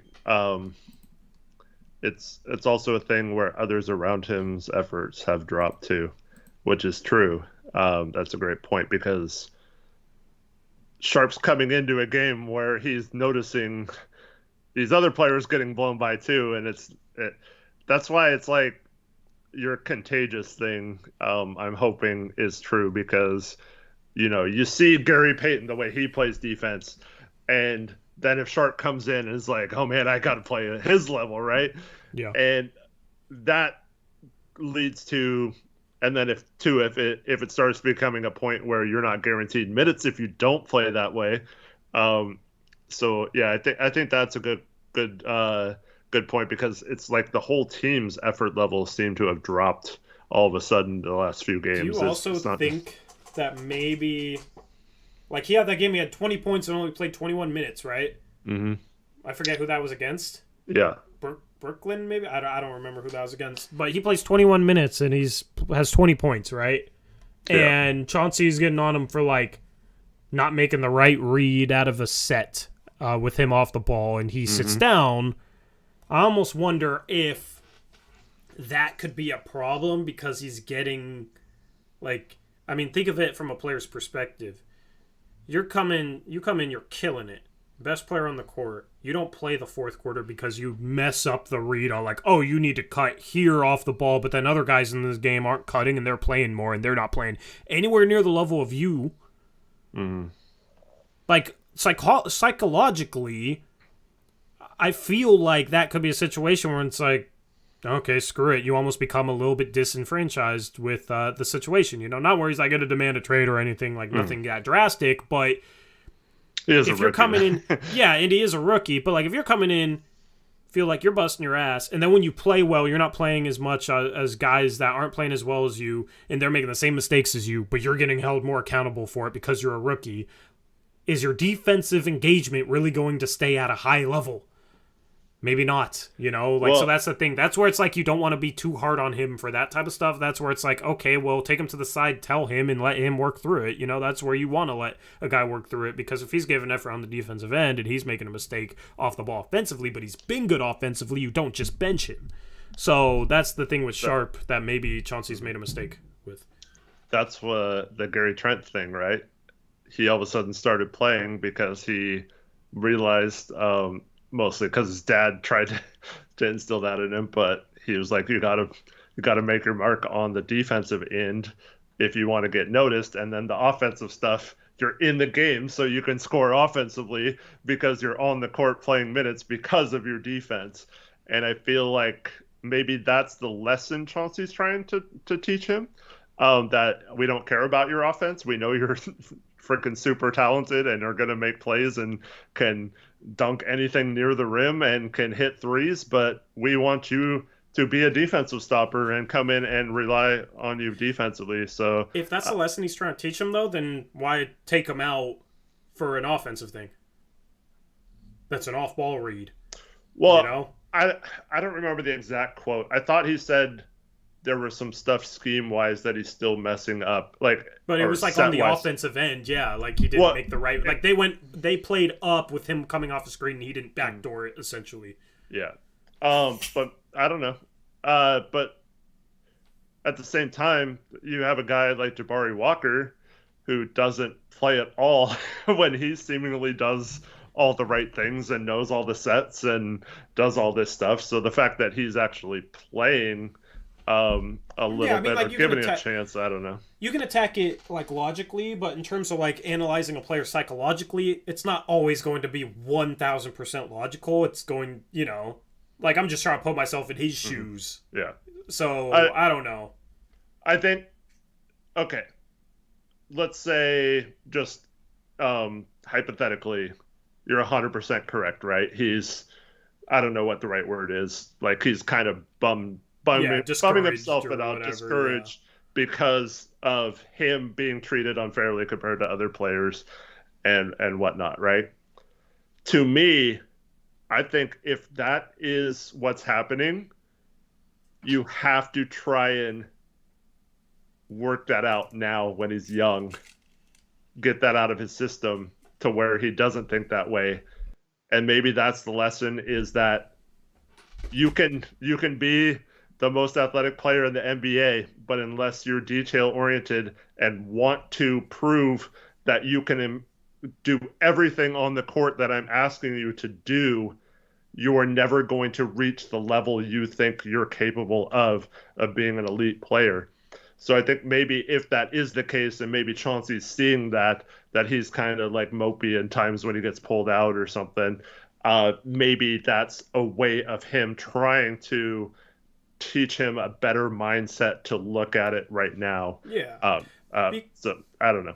Because in the end, you're talking about a 19-year-old kid. It's funny having this conversation, seeing people in chat, like he's getting touches and opportunities, and Kobe came off the bench his rookie year too. Like, yeah, that's all 100% correct, but we're talking about the mentality of a 19-year-old kid. Yeah. Right? So that's what it is. That's why I'm sitting here trying to think about maybe how he perceives his situation so far. I don't know. I'm just speculating, right? So I don't know. I'm just having this conversation and seeing what you guys think, chat. But that might be the case. Might not. I don't know. But he has to obviously continue to play his butt off defensively, and for a guy that's prone to having defensive effort lapses, like I don't know how much it takes for him to, end up having those lapses. We're still kind of figuring him out on a long-term basis. We saw him playing his first NBA games. Okay, how is he going to play when he's comfortable in the NBA, doesn't have that same level of adrenaline from it being new to him,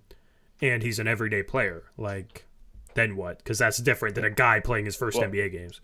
Yeah, because that's the other thing too. When you're a rookie, you have to prove that. Whereas, I don't know, Josh Hart, Justice Winslow, Anfernee Simons, Nas, even those guys have been with Chauncey now for over a year, and Chauncey has a better idea of what to expect from them, and that he's depended on them for things in the past. So I think that's the main difference between a rookie like Sharpe and someone like, say, Winslow or Nas, who's getting minutes, is Chauncey already has had these conversations with them and knows what they're capable. Even if they blow a defensive coverage, maybe they're coming to him and saying, that was my bad. Because I did hear that about Nas. I think that was last game or the game before that, where Nas was like, he came to the sideline and told Chauncey what he did wrong before he even did it wrong. And maybe Shaedon's just like not even aware of what he's doing wrong. Yeah, I don't know. It'll be interesting to see if it improves soon or what the deal is. But let's do around the NBA. Let's look at scores. Yeah. Those are the last scores I was going to show. Here we go. First game, Eric, do you want to talk about game number 1? And I'll try and get the updated code in here. Is it T-Wolves Hornets? Yeah, we got T-Wolves Hornets. All right, so the Timberwolves go down in Charlotte. The Timberwolves just can't seem to get things going. They win a game and then they lose, and it seemed like they were kind of back on the right track. Anthony Edwards had 25. But 6 of 22 for Towns tonight, only has 19 points. And for the Hornets, they get 28 from Kelly Oubre Jr. And yeah, good win for them, I guess, unless you're a fan of Charlotte and wanting them to tank. Yeah. Talk about the next game as well while I try and get the new one in here. All right. So What's going on? the Sixers go into Orlando and win. This game featured Paulo Banchero coming back. And the Sixers were severely undersized in this game compared to the Magic starting lineup of pretty much all players over 6'7" to 6'9", and the Sixers only had like Montrezl Harrell in this game as like a big center. So yeah, it's a good win for the Sixers. I mean, as many wins as they can bank while still missing all their big three guys. It's to go down there and win, and now they've won 2 out of 3 without Embiid, Harden, and Maxey all out of the lineup. So good for them. Shake Milton with 24 as a starter. Banchero had 19, but was 5 of 12 from the field. 24 points from Franz Wagner in the loss. I'll do the next two. We got the Boston Celtics taking care of the Sacramento Kings, who were on a winning streak but have dropped their past couple of games. They fall to 10-8. Celtics 122, Kings 104. For the Celtics, 30 points from Jason Tatum, 10 for 17 shooting. Jalen Brown 25, 9 for 16. So their usual suspects step up and have good games. And meanwhile, you have the Kings with 20 from De'Aaron Fox, but on 6 for 17 shooting. Inefficient night from him. Keegan Murray's been struggling. He was 1 for 8 with 3 points in his 23 minutes. Sabonis 7 for 13, 18 points. Davion Mitchell, 13 points and 14 minutes off the bench, 5 for 6 shooting. They need Keegan Murray to be better for them. That was kind of supposed to be the X factor that maybe got them back into the playoffs for the first time in a long time, but the rookie has been struggling. Meanwhile, speaking of rookies, but not one that's struggling, Benedict Mathurin has been phenomenal for the Pacers. He had 20 points off the bench. He was 6 for 15, not the best shooting night, but he's in contention for both Rookie of the Year and Sixth Man of the Year right now for the Pacers. They get the win over the Brooklyn Nets, 128-117. 26 from Buddy Hield, 9 for 15, 21 and 15 assists from Halliburton. He's had so many games where he has like 13, 14, 15 assists. He's averaging 11 assists per game, about 20 points. He is for sure an all-star this year, I think. Halliburton has been phenomenal. Yeah, especially if they're still in the playoff chase around All-Star time. Absolutely. Miles Turner, 23 points, 8 rebounds, 9 for 11 shooting. As we talked about him earlier, he's having a great season. And then for the Nets, they have Kyrie Irving back. He had 20 points on 8 for 17. And Ben Simmons was 8 for 8 for 20 points in his 34 minutes, and they still lose. Kevin Durant had 36 on 15 for 31, Eric. Their big three stepped up and was great today. Even Nick Claxton, 6 for 6. But, yeah, they 128 though. They just can't play any defense, and they also turned over the ball 18 times. So only 9 turnovers for the Pacers. That was the difference there. Next game, you got Eric. We got let me go. To the Heat Wizards. Slide. Heat Wizards. Close game. The Heat win again without Jimmy Butler. So good win for them. The Wizards now have, I want to say that's back-to-back games. They have 2 games in a row. It's the same competition. Pretty sure. But so the Wizards got Beal back. He had 28. Kuzma had 28. But they go down to the 38 and 12 from Bam Adebayo in this one. Meanwhile, the Rockets took care of the Hawks 128-122. The Rockets moved to 4-14. Bad loss for the Hawks. They fall to 11-8, and they had their guys, Trae Young, DeJounte Murray, John Collins all played, DeAndre Hunter as well. For the Rockets, 30 points from Jalen Green, 10 for 17 is one of his good games. Kenyon Martin Jr., 10 for 13 from the field. He had 21. Jabari Smith was 6 for 17, but 5 for 11 from 3, 21 points for the 3rd overall pick. And then Garrison Matthews, 20 off the bench. This Hawks box score in a loss is insane, Eric. Trae Young and DeJounte Murray combined for 83 points. Wow.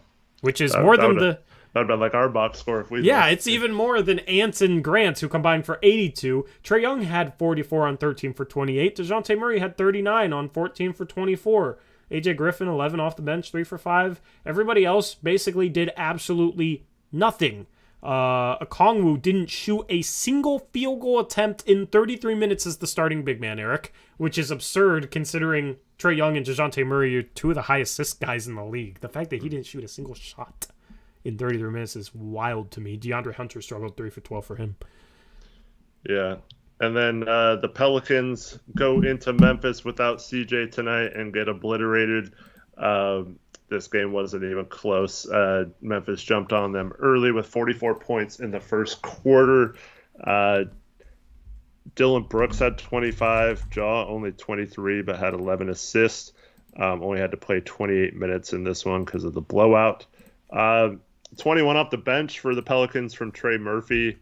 But Shaq can maybe help us out. Brandon Ingram only played 18 minutes in this game. Did he get hurt? Something happened.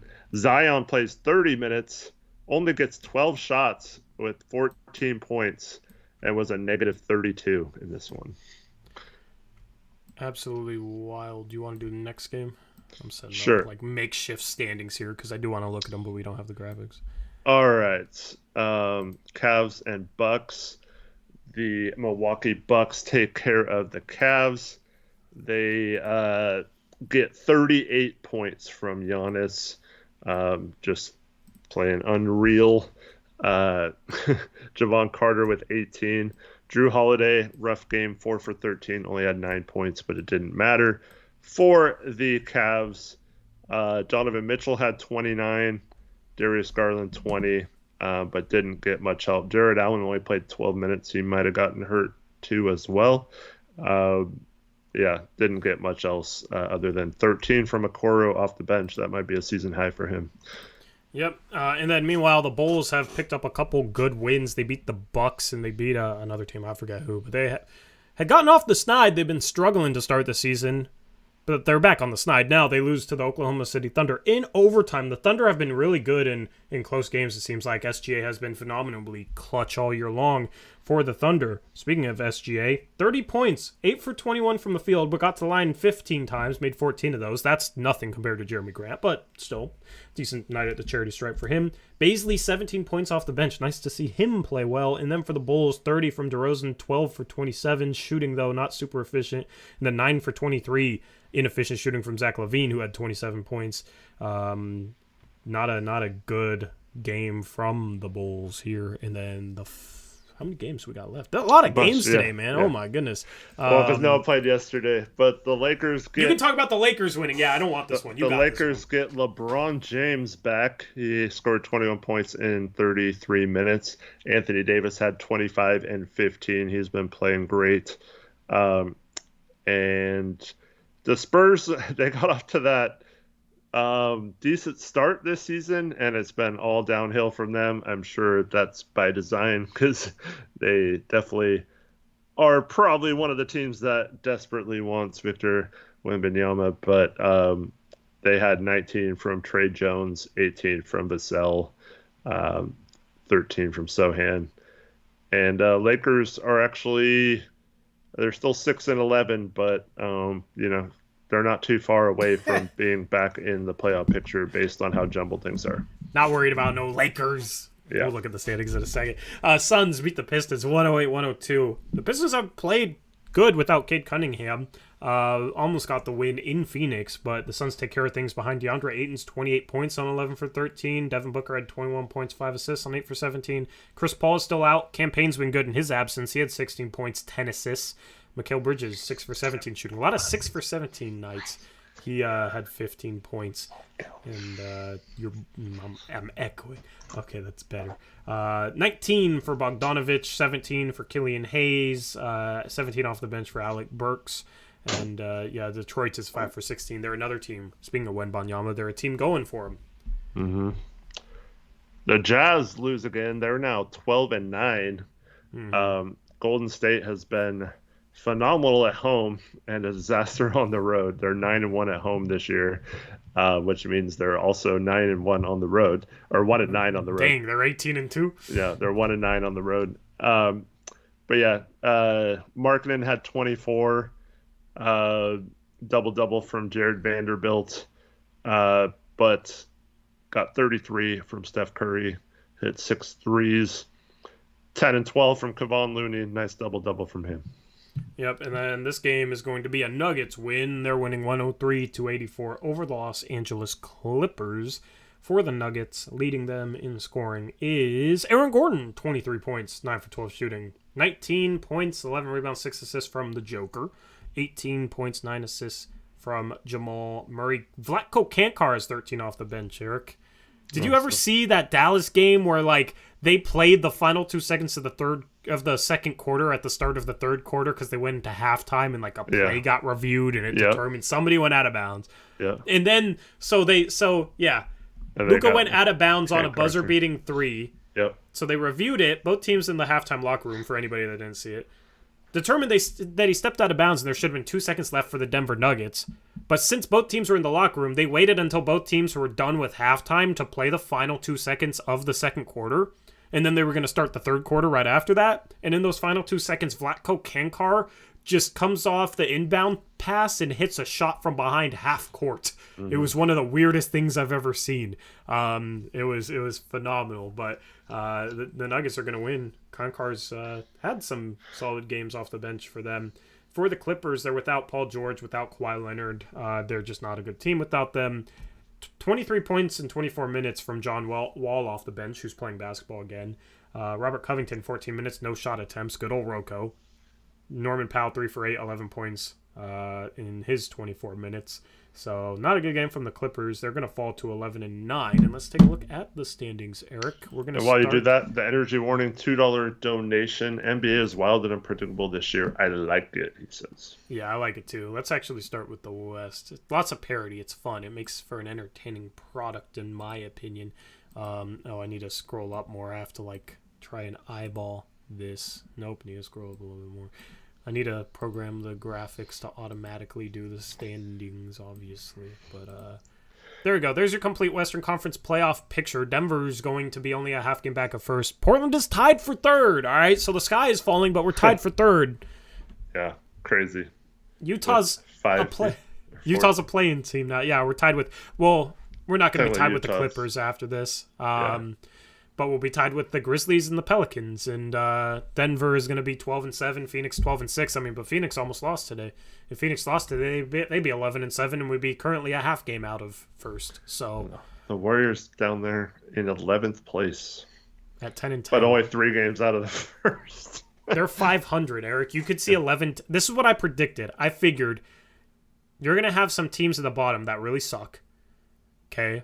But even in the West, there's not OKC's 12th. They're 8-11, all right? Los Angeles is 6-11. So it's kind of strange to see it. But Houston's the last place team at 4-14. But you got some bottom feeders in the East, like Detroit's 5-16, Orlando's 5-14, Charlotte's 6-14. But basically, what you have is there's not much separation between 1 and 11, so all these teams are playing 500 basketball against each other. So, they're beating the Houston, San Antonio's, Charlotte's, Detroit's, whatever, but then they're playing 500 ball against each other. That's how you have a first-place team that's 12-6, which isn't a great record for a first-place team compared to prior years. It wouldn't be first place, but that's why you have such a jumbled mess, but also so many teams above 500. You could legitimately see 11 teams above 500 in the West this year. Mm-hmm. You have 20 solid teams in the NBA. Even OKC's been solid lately, so that's basically the way it's shaping up here in the West. Any other thoughts? Nope. Minnesota's sitting down there at 10, and they had a bad loss today, so Dallas, 9-8, they haven't been super great. It's going to be interesting to see if there is some separation at some point, because 2.5 games separate 1 and 10. Only 1.5 games. I'll just say 2 games separate 2 and 11 right now. Going on to the East. Hopefully I almost got it right. Cool. I gotta scroll in my browser to a certain a place. There we go. That should be good. Dang it, man. I need a better way to do this. What about the East, Eric? What are your thoughts on the East so far? I mean, Boston and Milwaukee are definitely the cream. Cleveland has played well outside of losing tonight. It's crazy seeing the Pacers there at 4th. Are they for real?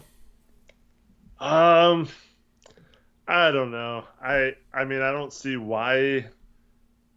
I mean, teams haven't been able to figure out Tyrese Halliburton's playmaking and just leading that team. So as long as he's healthy, I think they could definitely be a play-in team. I mean, you see outside the standings, really only Miami is the only team you could make a case that should definitely be in the top 10 that isn't. Maybe Chicago, but all those other teams, no. And then you saw a team like New York tonight. Brooklyn's been up and down disaster most of the season, except for when they play us for some reason. Washington's, kind of meh. Philadelphia's got injury problems right now. Like, why can't they hang around? Yeah, absolutely. Brooklyn is up next at 9-11. If Portland can beat Brooklyn, that's a 2-2 Eastern Conference road trip where they played the Cavs and the Bucks, and then the Knicks and the Nets are still like playing teams. So that'd be a successful road trip. They're 1 win away, despite how bad everything feels. And the schedule should lighten up at some point here soon in December in terms of having more home games and playing opponents that aren't the Bucks or the Cavs or whoever. Yeah, for sure. So, but yeah, this is Toronto. Be interesting to see once they get Siakam back if they can put together a little run. But there is more separation here. Washington's had a couple of bad losses to Miami, who were playing without Jimmy Butler. So, gonna be interesting to see how it sorts itself out. I still fully expect like the Celtics, Bucks, Cavs, Hawks, Sixers, and Heat to be the top 6 teams. Maybe you throw Toronto in there, but one of those teams is going to be a play-in team, and whichever one of those teams is a playing team is going to be a dangerous 7 or 8 seed.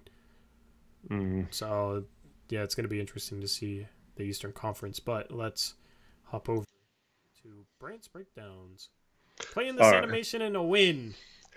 Well, we'll go through these quick tonight. But just to piggyback off of last game, I just wanted to point out what we're seeing with these defensive breakdowns and why we're giving up open shots and why we need to fix this really quick if we want to get back to playing how we were at the beginning of the season. Yep, let me get this loaded. I thought it was loaded. All right, there's some color on your screen. Cool. All right, so what do we got here? All right, so on the first play, you see Jerami Grant is on Jalen Brunson here. We see that Nurkić is waiting for Mitchell Robinson to come up the floor. Julius Randle is being guarded by Justice Winslow. And then in the next slide, yep, you got your pictures ready, or you watch the stream? No, I got it. So in the next slide, we have Mitchell Robinson's going to come down like he's about to screen Jerami Grant. And so normally this is the point where our defense breaks down or whatever. You see Nurk isn't coming out on this. He's going to stay in the paint. Now, a little bit of this is Brunson was shooting, I think, 29% going into this game on the season. So maybe it was by design to let him shoot threes, but you don't want to let him get going and turn that around because he's certainly a capable shooter. And in the next slide, we see that Mitchell Robinson isn't even going to set a great screen. And you can tell by Jerami Grant's body language, he just gives up on this play. And he just stands there, allows himself to get screened. Look at all that room between Mitchell Robinson and Brunson. There is no way a defender that's trying hard should not be able to get through this screen with that much room there if you're trying hard. And so this is just an effort, bad effort. Just flat out gives up on the play. Justice isn't supposed to help even if this was a zone because he's got his guy there. This has to be Grant staying with his guy. And you can see the next slide, Brunson takes another dribble, raises up to shoot, and Jerami Grant's taken one step from where he is. Just unacceptable. And so we're wondering, because we broke this down last game. Like, was this like a scheme thing, or like did he expect them to switch? Was Nurk not supposed to drop there? On the broadcast, they said Chauncey was mad at Jerami Grant's level of intensity fighting through that pick, and was he asked him what the heck he was doing after this play, and so that's good that Chauncey gave us the answer that he is supposed to be fighting through this pick. That wasn't something to where he was supposed to pass it off to someone else or someone like that. But we're never going to fix this problem if this is how lazily we play defense, and we don't even fight to get through a pick that wasn't even really a pick. You had plenty of room to get over it. Yep. He actually took a step with Robinson away from the ball right. too. Yep. It just didn't make any sense. I retweeted this at some point tonight, so if you want to see the full clip, definitely go check it out, because this is just what I'm talking about. It wasn't even a screen and you can't navigate it. So that's the problems that we've been talking about all season long. If you're aggressive here, you're pressed up, trying to, you have that mindset, I'm not going to let Brunson score. There's no way you get screened there. There's just no way. I just don't get it. Let's move on. All right. The next two plays, so there was a part here in the second quarter where our bench came in, and so this is 2 plays in one. But quickly gets the ball, one of his first possessions in the game. Nas is on him, right? Yep. You see Watford is playing the middle of the zone, so this is what I was talking about earlier in the game. We know that Nurk does a really good job in these situations of trying to stop it, but quickly is just going to blow right around Nas, and you can tell in the second slide he's not even in his stance. He gets out of his stance and reaches and has no chance of staying in front of a quick player quickly playing kind of form on defense. This is what I talked about last postgame show, is just his stance is very upright, man. I mean, it looks like he's in a little bit of a stance, but he just gets out of his stance so much. He doesn't just sit down and slide. Yep. So he gets out of his stance, and then Watford obviously has to come out here. So once quickly blows by Nas, the only thing you can do as a defense is Watford steps up to quickly, Grant dumps down to Hartenstein under the basket, and Nas has to recover to that corner shooter and hope you get there before the kick out, right? Yep. But what happens in the next slide?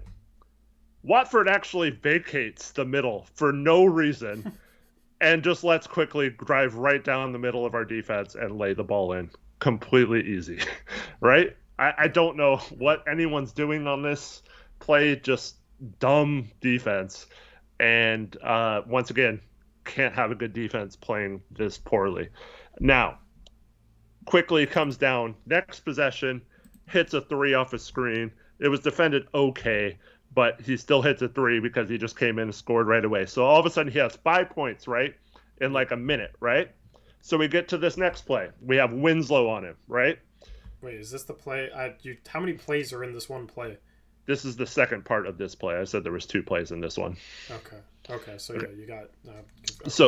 So quickly, is going to get a bit of a screen from Hartenstein in the second slide. Yep. But once again, look at it. There's plenty of room and space for Winslow to just go right around him if he's sliding his feet. But instead, he turns his left foot into the screen, manages to get screened, then takes a step backwards from the screen, and a person who has just had 5 points on the last 2 possessions, we don't even challenge a 3-point shot, and he just rises up and shoots over him. And all because, once again, no aggression, no kind of urgency trying to get through a screen. We actually get screened worse than the screen actually was, because the screen was not a screen that should have been, it shouldn't have gotten Winslow at all. He had plenty of room to get through it. And so once again, just a flat out mistake by someone guarding the ball. You cannot have Grant and Winslow guarding the ball if they continue to show this level of effort getting through screens. It just can't happen. Our defense will never be good.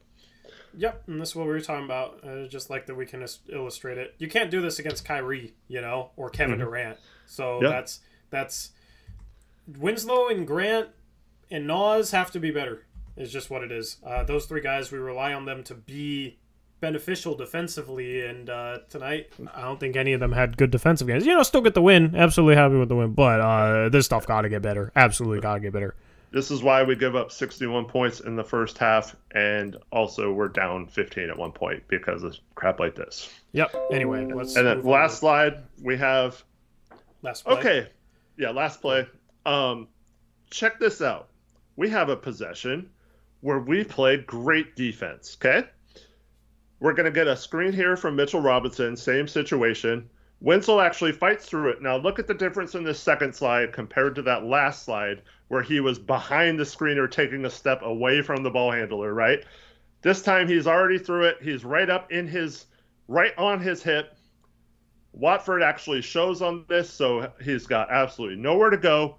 Perfect. And in the next slide, you see that Ant had taken the big. Ant gets back to his guy who is Quickly. Watford has recovered back down to Mitchell Robinson. Brunson passes over to Quickly. Quickly's going to go down and hand the ball off to Julius Randle. Now we are, several passes, a couple screens. Blazers are in good shape here still, right? Great shape. They're exactly where they need to be. They've had good defense so far, right? Yep. So Quickly's got a handoff to Julius Randle here. And then the last slide, after a tremendous defensive possession, Jerami Grant is standing right in front of Julius Randle. What does he do? He just frickin' stands there and lets Randle shoot a three, doesn't contest it at all, doesn't put a hand up, doesn't do anything. He just stands there and lets Randle shoot a three, which he makes. And after we played great defense, once again, lack of effort, just, I don't know. This kind of intensity on defense is the reason why we have lost so many games recently. And quite frankly, I don't know why Chauncey is not just furiously yelling at these people. Yep. Especially the guys you count on. I mean, we highlighted Nas, we highlighted Justice, we highlighted Grant. And it's all good because we had a win. Jerami Grant had 44 points. Yeah. It's all great, right? But we almost lost the game because of this level of effort. And we get down 15 and have to make a comeback, and we're just making it so much harder on ourselves than we need to be. Yeah. Anyway, that's Brant's breakdown. At the start of the stream, I said I wasn't going to complain too much about effort, but that was for certain guys. Like, now that I think back, those three guys especially, I think maybe were the worst. And Sharpe.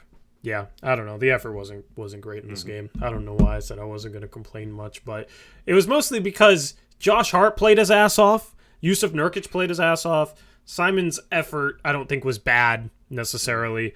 And then, and that was at the beginning of the game too. Like, you can maybe make that excuse at the end of the game. You're tired. It's hard to put your hand up when you've scored 44 points and have tried to drive the whole game. But yeah, that kind of effort at the beginning of the game, like in the first half, and you're all of a sudden down 15 when you've lost 4 games in a row.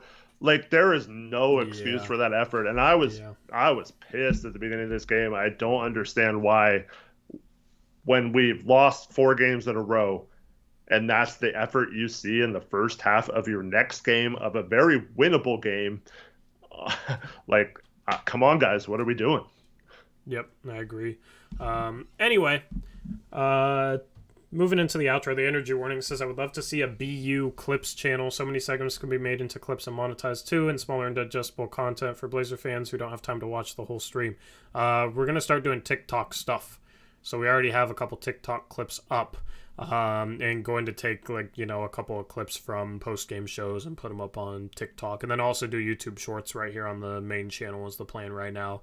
And YouTube shorts aren't monetizable the same way, and TikTok isn't, going to be monetizable like that. But, I know a lot of you probably will enjoy a couple clips. I was going to do stream highlights and whatnot, but I'd rather just do short form content a little bit more consistently than whole stream highlight videos. So kind of changed up my plan on that, but definitely go on TikTok, search Blazers Uprise YT if you are on TikTok. If not, I will be posting a lot of the stuff that I'll post to TikTok. I'm going to try and post as shorts here.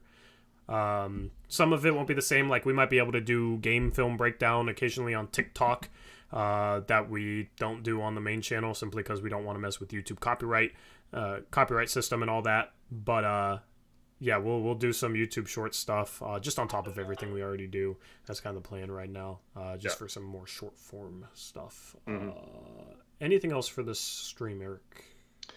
No, I hope to see you all on Sunday. Game should be over around 2:30ish. Well, I plan on doing a watch party stream on Sunday, by the way. Oh, okay, nice. Yeah, because it's honestly for the early weekend games. That's when I plan on doing watch party streams too. Okay. So I plan on doing that. You can obviously join me. We'll figure it out, but do a watch party stream for the Nets game because it's in the middle of the day. It's weekend, so definitely stay tuned for that. I'll try and do the whole watch party VC in our Discord where you can call in. I'll try and set that up as well. So if you're not in our Discord, check the description box below. And definitely go join our Discord. Thanks everyone for watching. Glad we got the win tonight. Hope everyone has a good weekend until Sunday. Yep. And hope everyone had a happy Thanksgiving too. Yep. Thank you to everyone who donated. On your way out, definitely hit that like button. It's the easiest way to support us. Thank you for tuning in for a winning post-game stream for once. It's been a minute. Nice to have those. Hopefully the Blazers can get the job done and play better defensively on Sunday against the Brooklyn Nets before they come home for a single home game, Eric, and then they're back on the road for a couple. It's a back-to-back LA. Yeah, so we'll get some more home games in December, though. Looking forward to that month of basketball. And looking forward to seeing what the rest of the season has in store for us. Once again, this has been the Blazers Uprise post-game show presented by BetOnline. Use code BELIEVE, BLEAV, and you can receive 50% rewards on betonline.ag. We're out of here. We'll catch you Sunday. Until then, as always, peace out. Go Blazers.